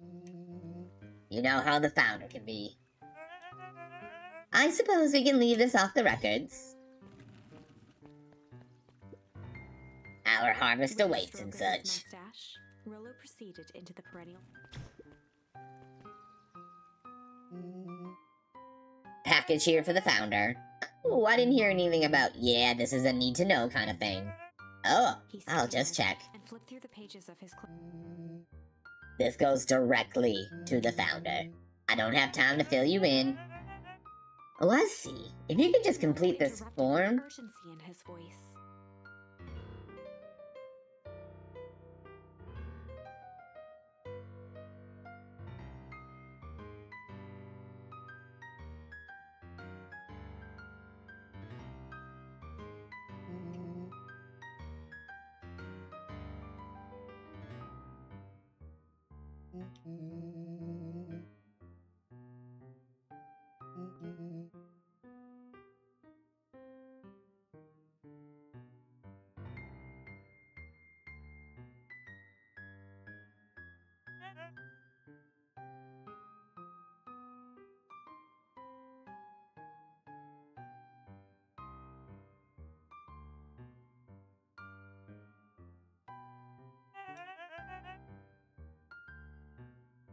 What did you say your name was again? I'm...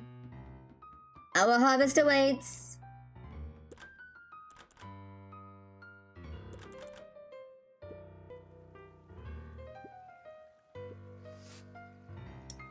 Oh, that's the fireworks from earlier, but this time they're a distraction. The distraction was enough for Rollo. Just open the damn door. I've got a job to do.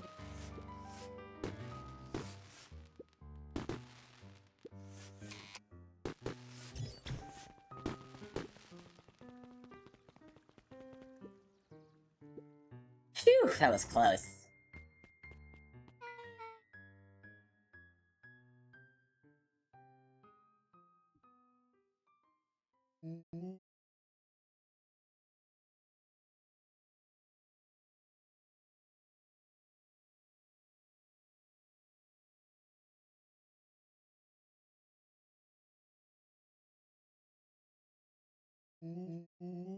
When in doubt, stick with the classics. Well, that was a close one. You pulled it off. Nice work, Rollo. Alright, everyone knows what to do. Yep, deep engineering is to the north. I'll go with Beck. In case she needs some muscle. I'll head east to the founder's office. You two be safe.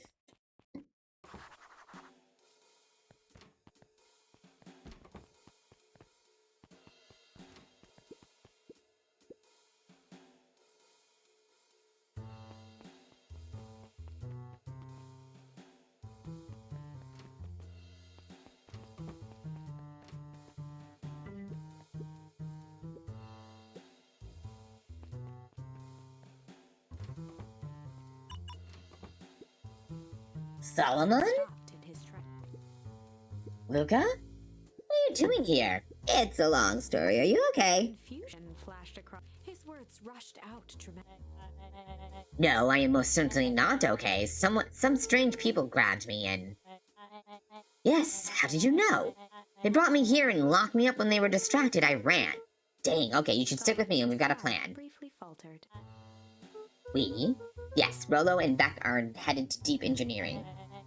Thank heavens you found me. We've got to get out of here. We can't leave just yet, but they'll catch us again. I've got to do something first. When you're running, did you happen to see a door marked Founder? Why are you looking for him? No, I just need to get into that office. Luca happened to notice a plaque above the door.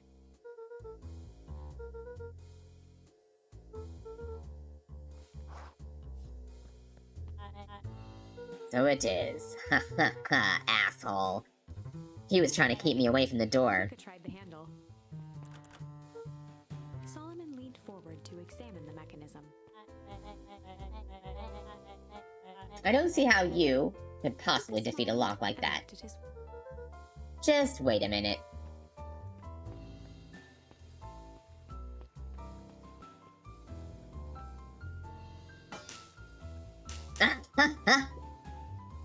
I don't know what sort of funny business you're up to, but I like it.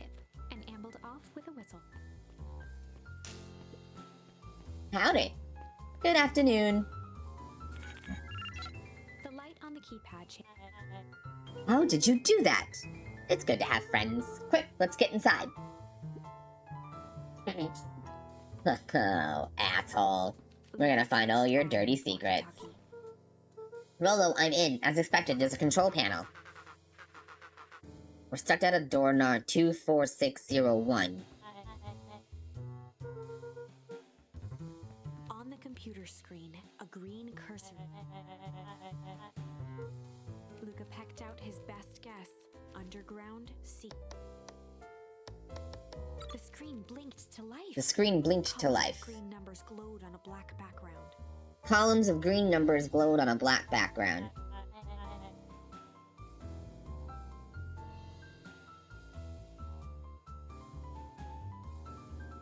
How did you just guess that? Oh, it's the absurd password Roller heard when he was doing Overview 4. It's funny how someone arrogant enough to call themselves the founder uses such a basic password. These villain types always end up outsmarting themselves. Into a half smile. Oh, we are pissing him off.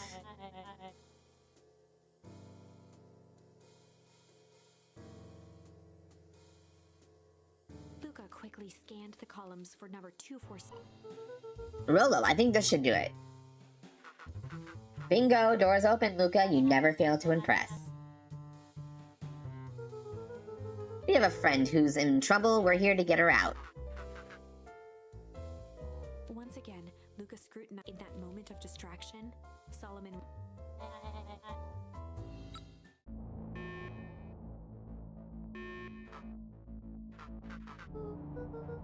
He quickly skimmed the screen with his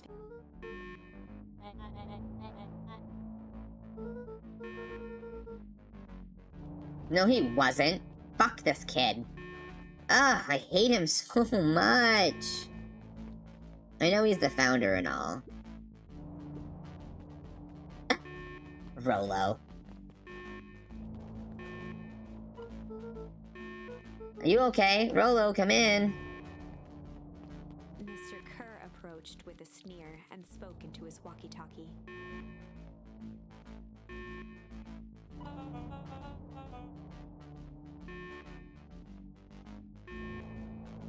With self-satisfaction, he called into the hallway. That, my dears, is a dead end. Nowhere to run.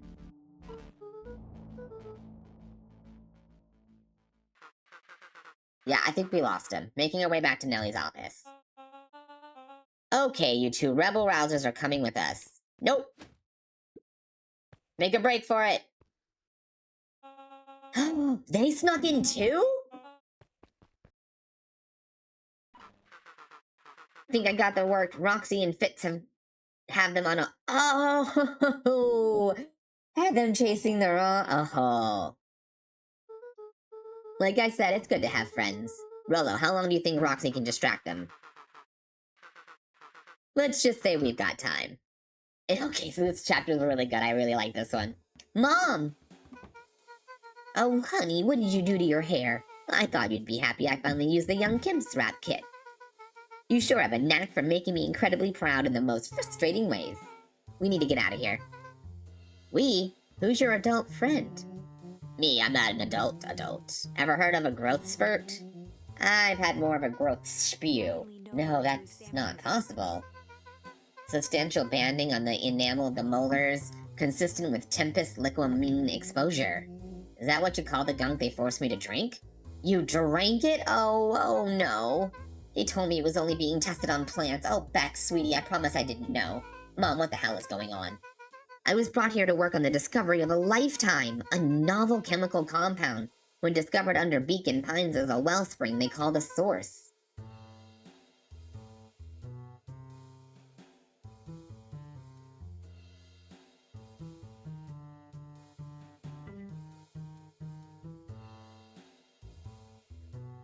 They named it Tempus liquamine.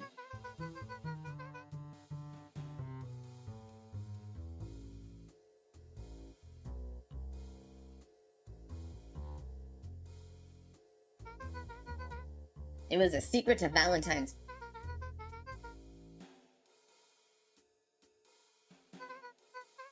It worked wonders, drastically accelerating plant growth. Crops would be ready to harvest in a fraction of the lifetime. But it led to complications. Lily.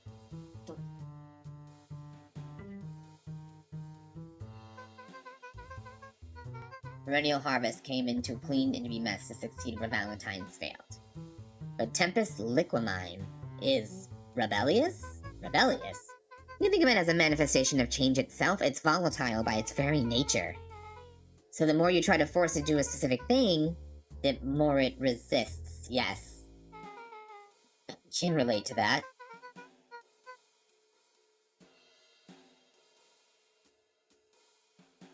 My role was to finish the work of my predecessor, Mr. Prescott.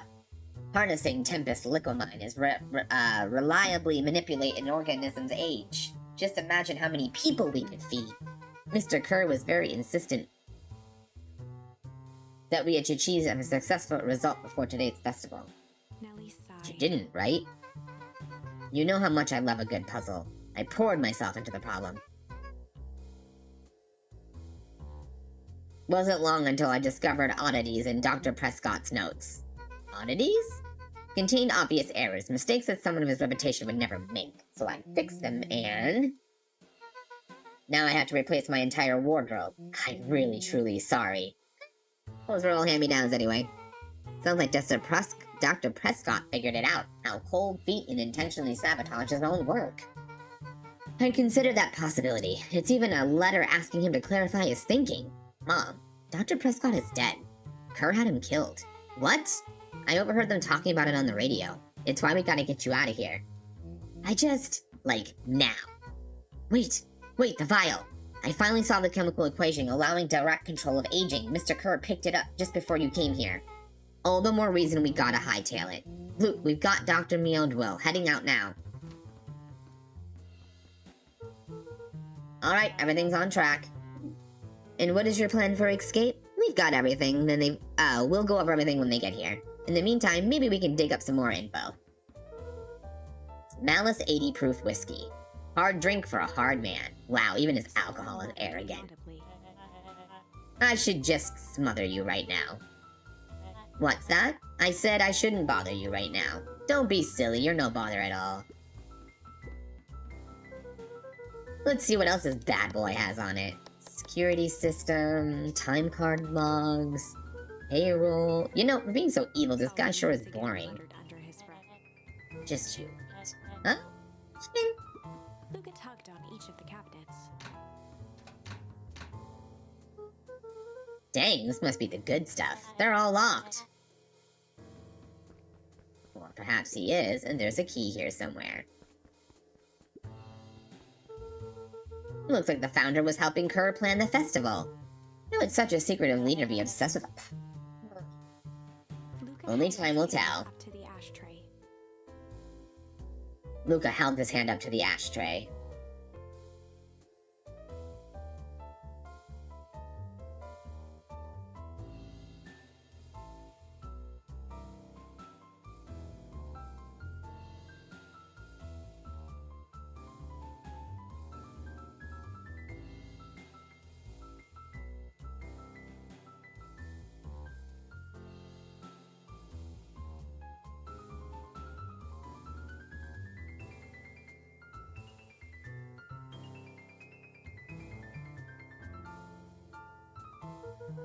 Still warm. He must have been here recently.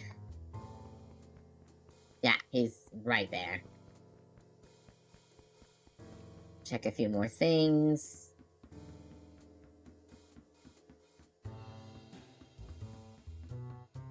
Okay. I'm really sorry you got dragged into this mess, Sullivan. You needn't worry about me. Well, I feel bad either way. We're gonna get you out of here, I promise. Quivering lip, a smile. They heard the tramp. Lock it, lock it, lock it! Locked.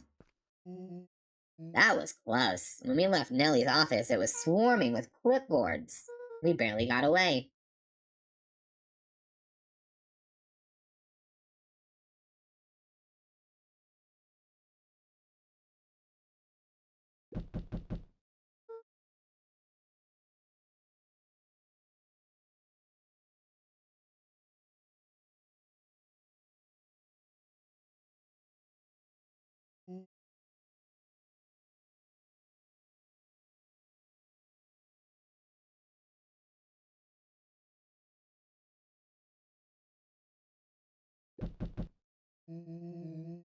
Is it possible someone ordered a pizza? We'd love to hear your thoughts. Definitely not pizza. What now? Don't look at me. I'm officially retiring from the heisting business. Just let me think. Can someone watch the door?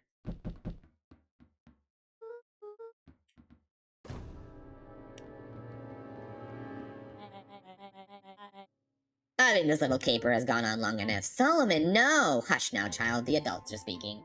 Dr. Morwell, a brief reintroduction is in order. We've never met in person, but we have corresponded. You see, it was I who hired you. Solomon, the pathetic orphan child, the powerful and enigmatic founder. Sharper, the fallen progenitor who created this town. Perennial harvest, Valentine fertilizer, all connected by a single thread. Yours truly. But that's... Her eyes searched the floor in thought.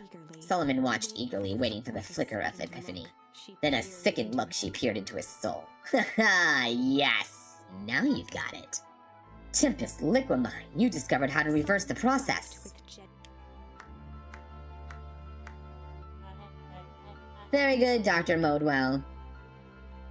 Though the discovery wasn't intentional, Solomon glanced down, examining its youthful form, and the effects went a little too far for my tastes. Which you did admirably, Dr. Kyle. Her, the vial, please. May I present to you the eighth wonder of the... Now this stuff sounds pretty valuable. You have no idea what you have in your hand. Actually, we do. You just did a whole evil villain monologue thingy about it. Gosh, maybe I'll just have a taste. Seize him. Luca, over here. Move another inch and I smash it. Solomon sighed, speaking in... You have no plan. I smash it, I'll swear. Fine, risk killing us all. If you're lucky, nothing happens. Then what? We capture you and grant you much less leniency? But I give you my word, if you hand it over now, none of you will be harmed. You're a smart girl, Beck. But there's no shame in being outwitted by someone smarter than you. We both know there's only one way to end this. With a dispirited nod, Mel Beck slowly approached Solomon.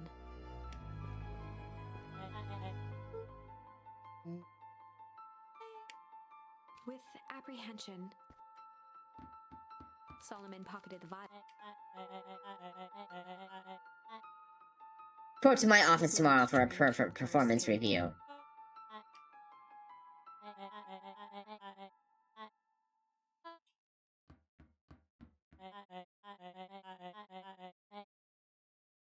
Well, I guess at least this story arc doesn't go all the way up to chapter, like, 11, because I would be, like, done. If I had to sit through a bunch of more chapters in this, I would be like, I can't do this anymore, I can't do this anymore, I can't do this anymore. It is so much, like... I offered an opportunity to be part of something great, but the fool was blinded by righteousness. He even broke into my laboratory in an attempt to sabotage my work. Solomon shook his head with gratification. But the universe has a funny way of correcting itself. By meddling with a force he didn't understand, Walt showed me its true potential. As fate would have it, Luca, your father's dying act was to grant me eternal life.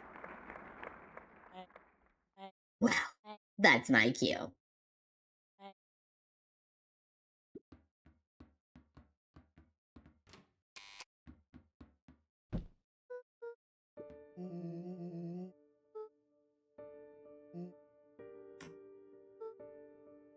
I don't have one.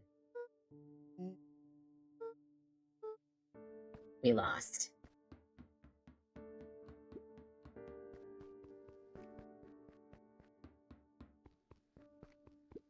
Nellie was staring. Sorry, Luca. Give me a minute to calm my mind.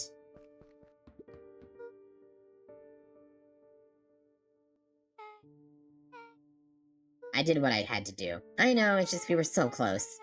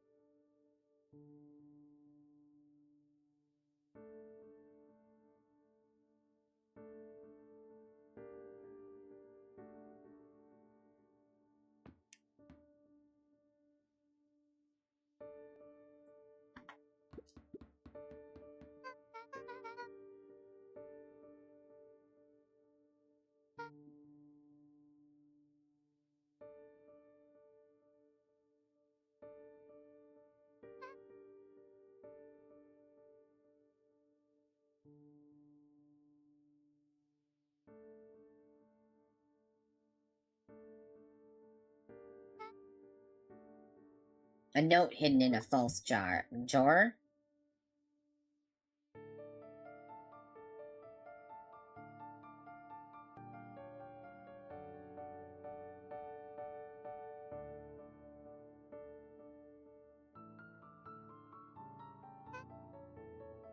Dr. Prescott must have sensed this time that perennial harvest was growing short, so he left behind a letter with the hope he'd be found by his successor.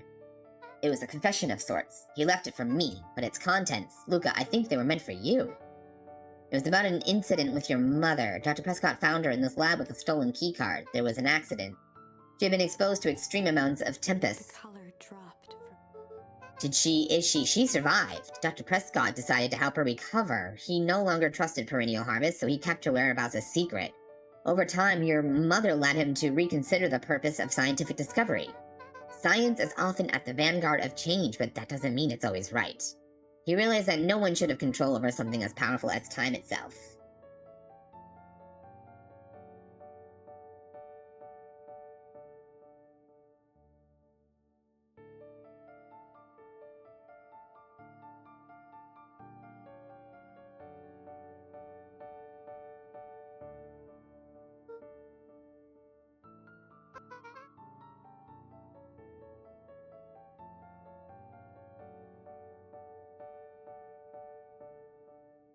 Luca was overwhelmed with emotion.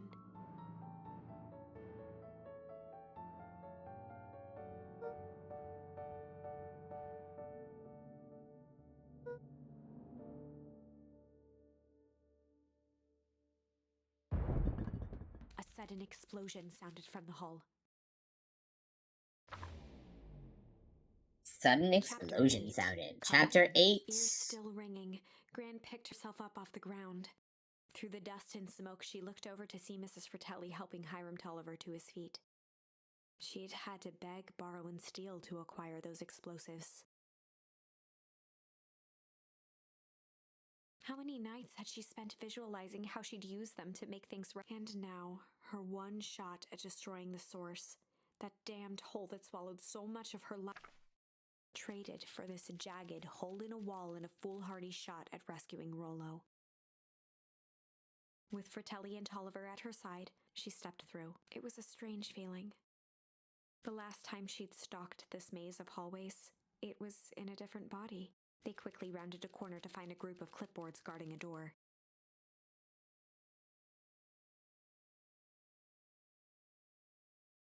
Something worth guarding is probably something worth seeing. She leapt forward, brandishing her cane. If her last chance at vengeance for things lost was truly gone.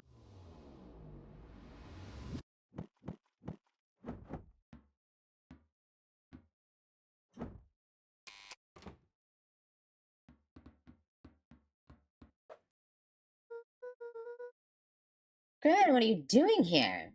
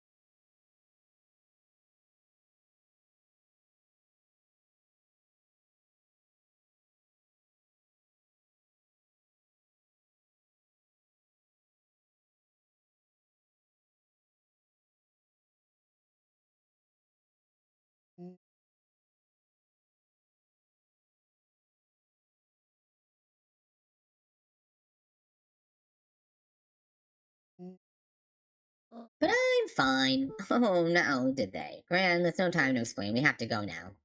We've got a Made party their to way out crash. from deep within perennial harvest, just as Solomon finished up his speech. Thankfully, we can dispense from the formalities from here on File out. from his pocket. In one smooth motion, he downed its contents. A triumphant smile. No! Well, I guess that's it. We lost. Wouldn't be so sure about that. You swept the vials. She knew this was gonna happen and swept the vials, didn't she? Remember when I had that vial behind my back? I might have tweaked his wonder potion with a little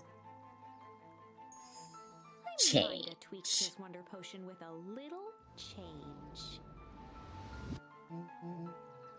Like pocket change? You're unlucky penny. Yeah, I plopped it into the vial when no one was looking. What's that going to do? No idea. It's the beauty of science. Now we observe. You can call me Sharper Valentine. His face began to contort.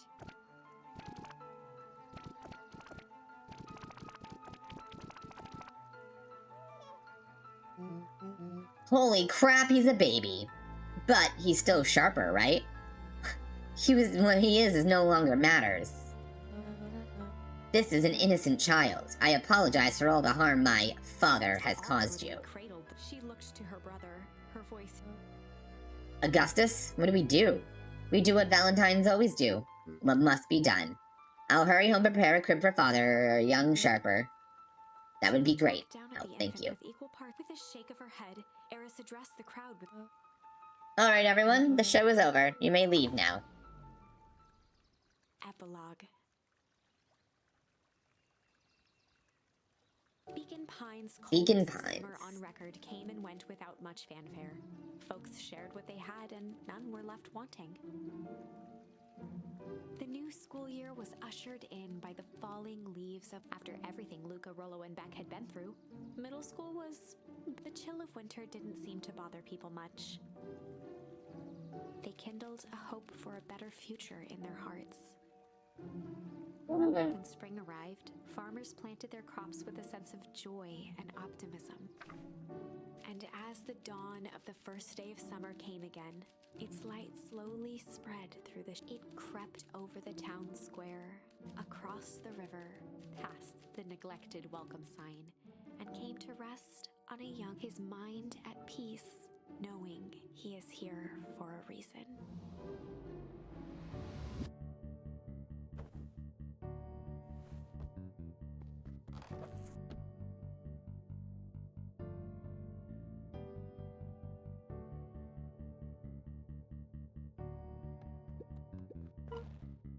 Rollo, what are you up to?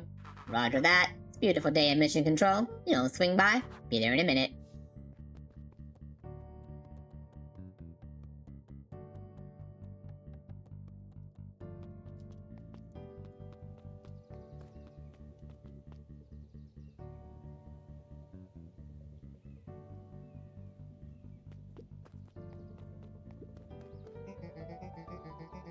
I hear you and Rollo have big plans for that treehouse. Yeah, it started getting crowded after we revoked the max capacity, one Rollo, one Ruka.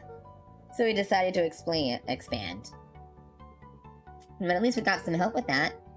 How's the internship at Nellie and Ilana's shop going? It's been great. I'm hoping it helps me get into the School of Agriculture up at State. Also, Nellie said she'd write a letter of recommendation. That would be huge. I just can't help but worry about leaving Rollo. He's grown up so fast, but he's still my little brother. Yeah, he had a heck of a growth spurt. I don't mean grown literally. This morning he was up and finished his chores before I even had breakfast. Don't tell him this, because it'll go to his head, but I'm really proud of that little punk. I'm sure he feels the same way, but he's too dang proud to tell you.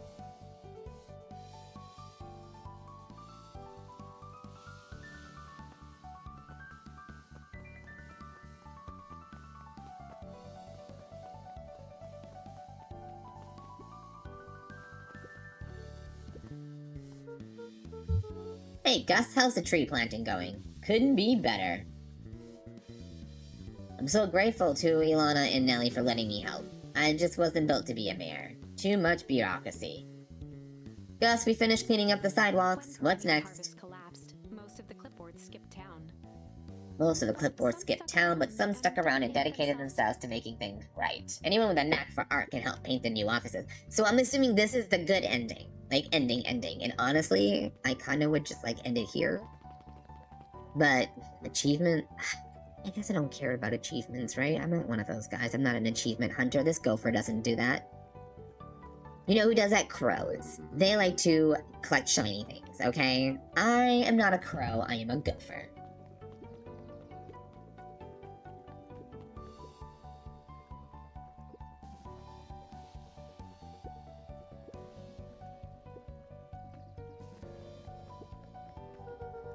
Are you decided on a name? We have to clear out all the old stuff before putting on the final touch. Slow and Dirty Harvest is now official. It was actually Nellie's idea. There's a lot of work to do. The name serves as a reminder. In fact, I learned that the more you care about something, the more important it is to take things slow. Our motto is go slow and fix things. That's cute.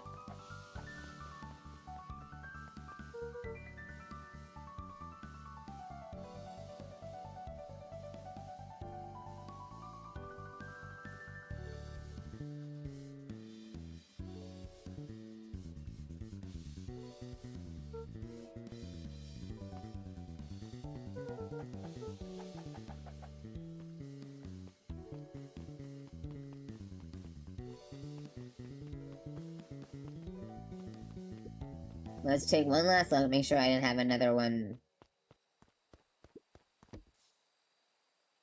Nope, used them all. So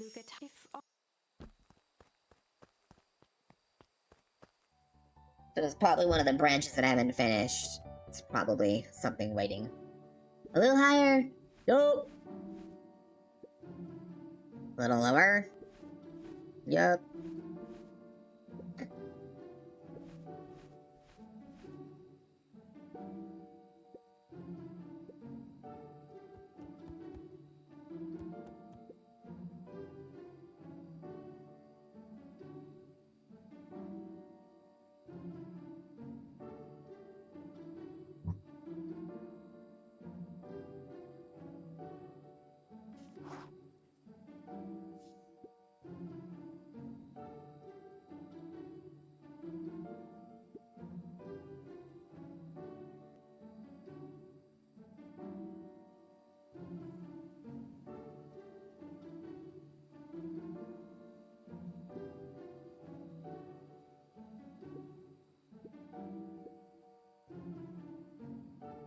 In charge while I'm gone.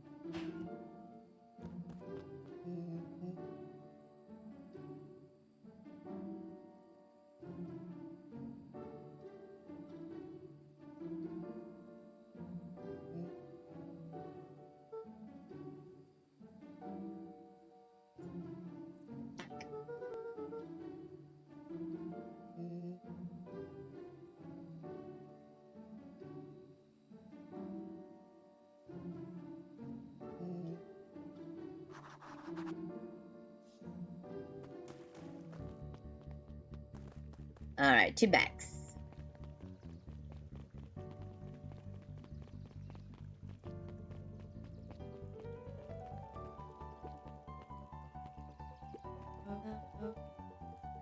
How's little Stella Sharper doing?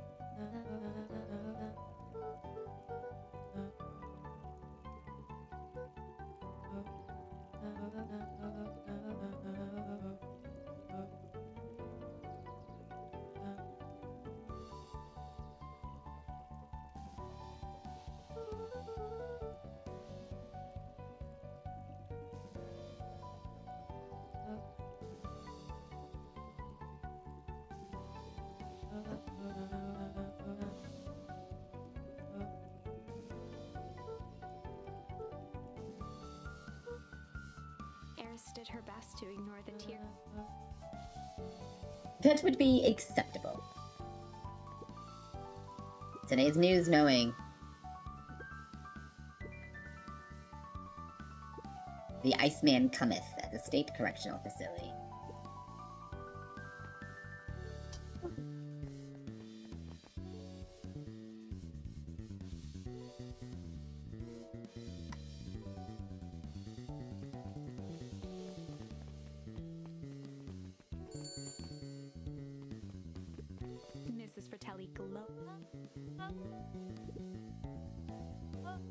Mrs. Fratelli.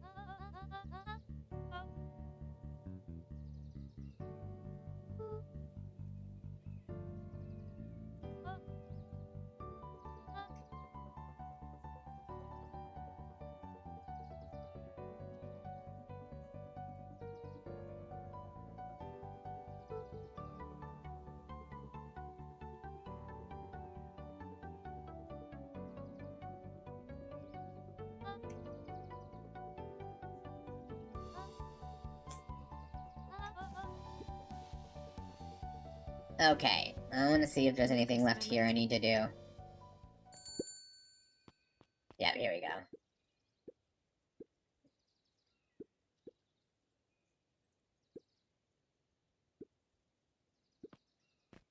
Something that smells good, okay.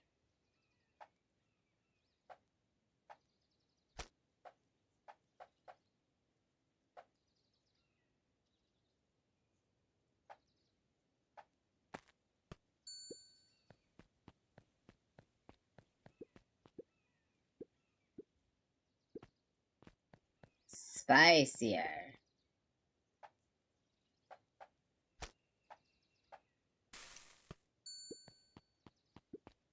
Smelly and spicy. A cod for the common cold. Don't you see what this means? I can smell again. Can I get you? I'm not terribly hungry. Something snack-sized. So adorable.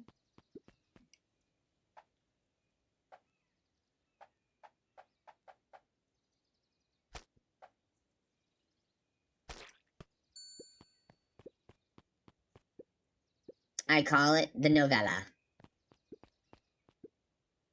This just in, last chance diner overrun by gremlins. I'm not a gremlin, I'm Mr. Luca. Wilder adjusted his For a burger. Have a nice juicy burger topped with onions. Burgers and onions.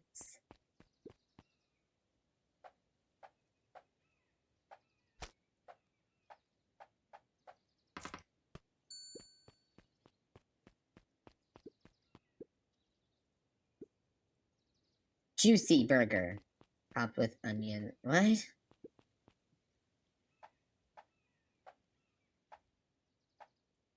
Oh, okay. My bad. Juicy burger topped with onion. I don't understand. No, seriously. Succulent? I thought I did that one. I thought I went to go do succulent earlier and it wasn't a burger. I thought it was something else. I call it the Wilder.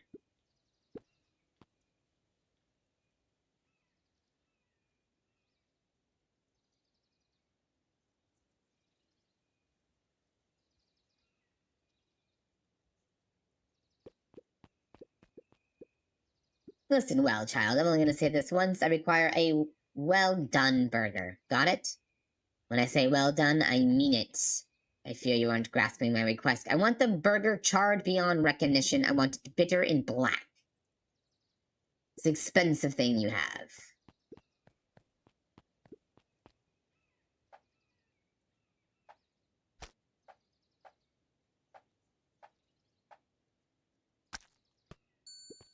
That sounds and looks disgusting and boring as all fuck. May I present the row, row, row you're burnt.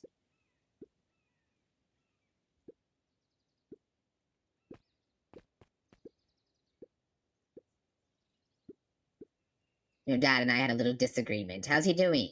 He's really been busy. I'm thinking of him. He seems sad. Nonsense. Not much of an appetite.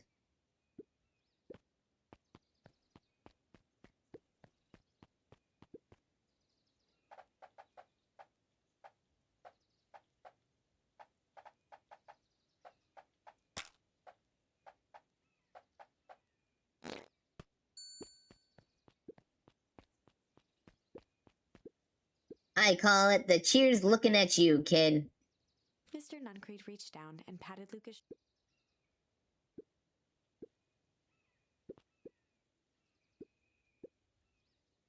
a lot of mouths to feed, so give me the biggest burger you have.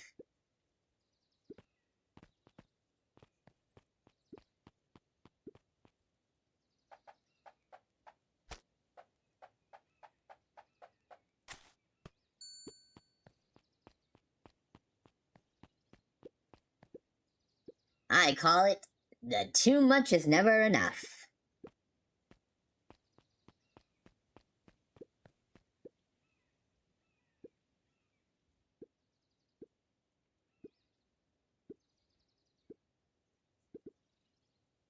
Best burger I ever ate.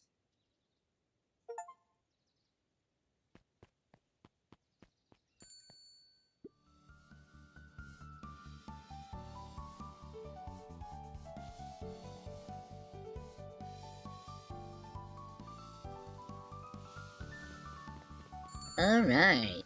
That was fun, and I'm pretty sure that's it. I think that was the final mini game for the cooking. I'm still missing something in the fishing. There's like one item still, and I don't know what I'm missing, but that's okay. Hiya, Mr. Nungrat. I'm gonna go see my dad in a bit. Did you come with me? Did you come with? Mr. Nuncreed shook his... You really are your father's son, aren't you? I don't think I'm ready for that.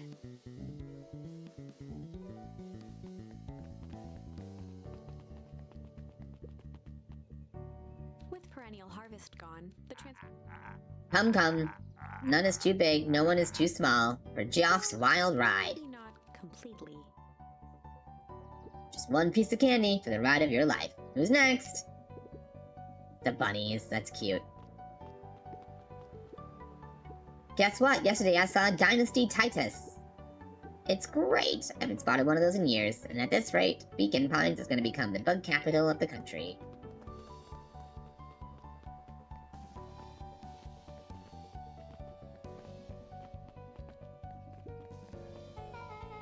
I have news I think you'll enjoy. This morning I unpacked my last box. You're officially moved in? It was just a box. Let's not blow this out of proportion. Sounds like an awful lot putting down roots. Because I decided this place is root-worthy. You're gonna be stuck with me for the foreseeable future. I do have to warn you, most years aren't going to be as interesting as this one. I think I'll manage. Ready? Before we go, there's a bit of a surprise.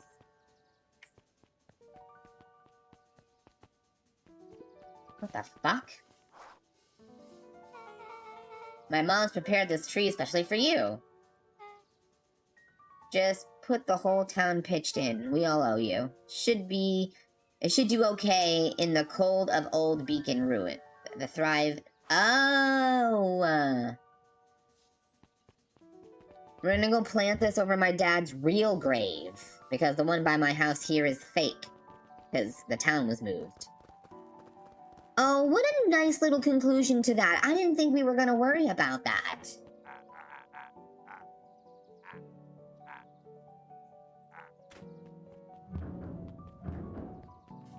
So I'm thinking this is the good ending, and if that's the case, we're just gonna wrap it up here, because I'm ready to play the next horror game. Home Sweet Home is the Nintendo game that I'm playing for Halloween, but I don't know if I want to finish it. The reviews for it say the story is good, but the gameplay is enough to make you want to scream.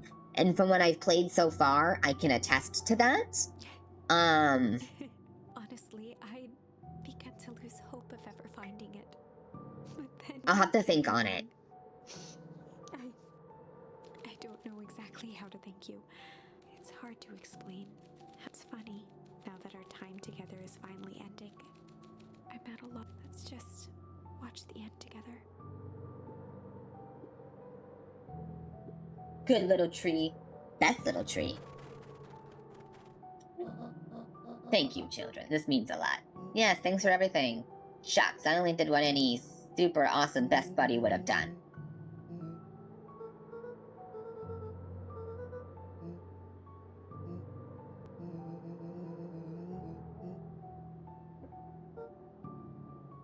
If you ever stop feeling like a cello, I'm here for you.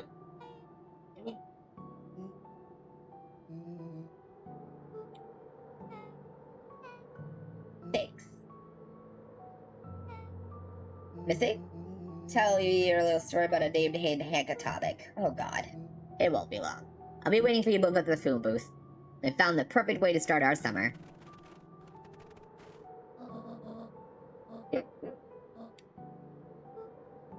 I know. Mom, can I ask you a question? Not a good night goes by that I don't. Are you afraid that you're going to forget him? Forget what he looked like? Forget his voice? No, because of him, it lives on in you. He loved that old tree, but I know he would have loved this one more. Because his two favorite people planted it. I'll give you two a moment. This is a good ending, I like this. Hey, Dad. Dr. Modwell says that the other over the next few years this place should warm up, so you won't have to be so cold for much longer. I think I finally understand why you left that night. There were things you believed in. Big things. Those beliefs were the things that made you you. You wouldn't have stood up to Sharper, stood up for what you believed in, you wouldn't have been the same person anymore. You had to go. But that didn't mean you loved us any less. I might not visit you as much as I used to, and I know you understand.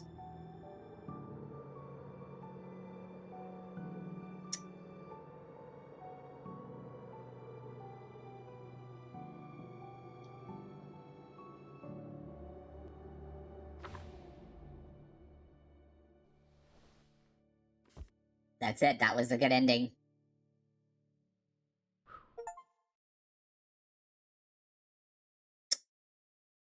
I really liked that game.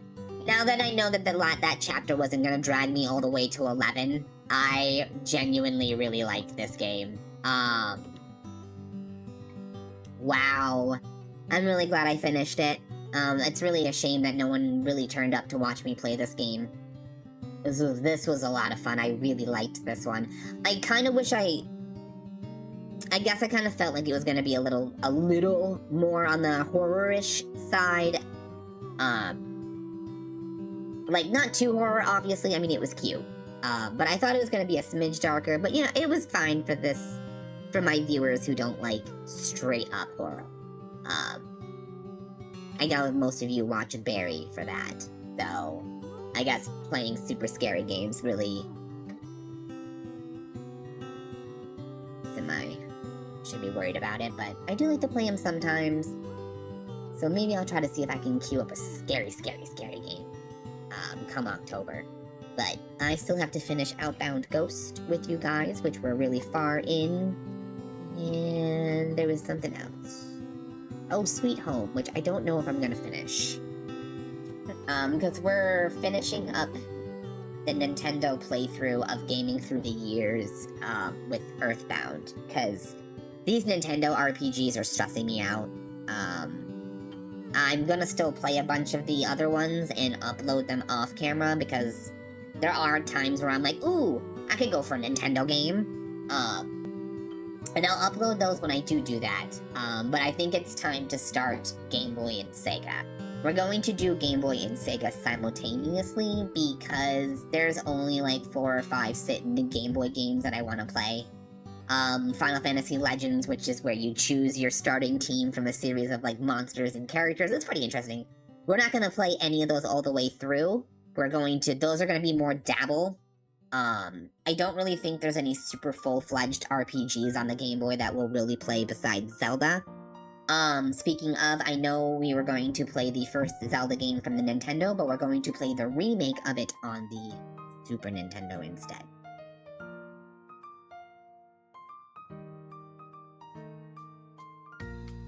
I wish there was a way to speed this up.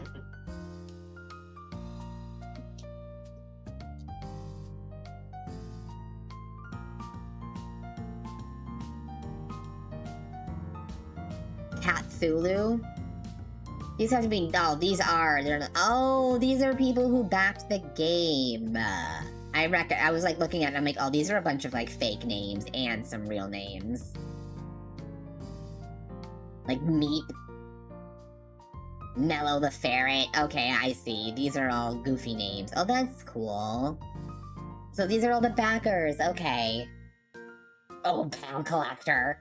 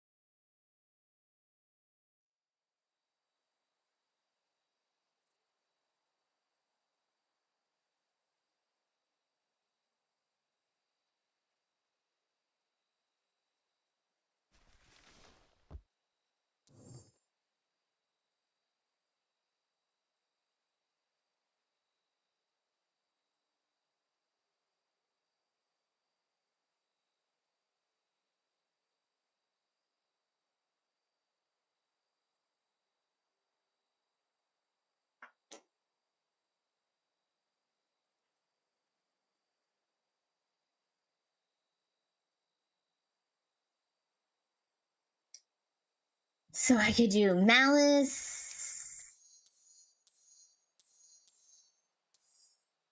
Oh, that's my last one. It's that one.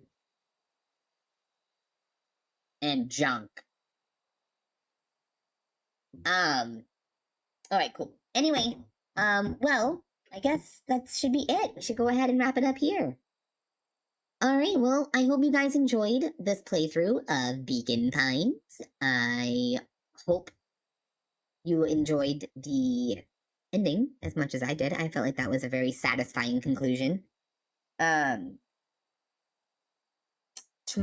Tonight I will not be live as I unfortunately have to work. And Barry will not be live tonight as he also has to work. We both have to work tonight, and so tonight there will be no opening here at the cafe. However, tomorrow is Monday, and I might be live tomorrow night. I don't know. Barry is going to work on the schedule tonight when he gets home. Now that we share a page, it'll be easier to start rescheduling our streams appropriately on Twitch. So feel free to check the schedule there for future streams. All right, everybody, have a great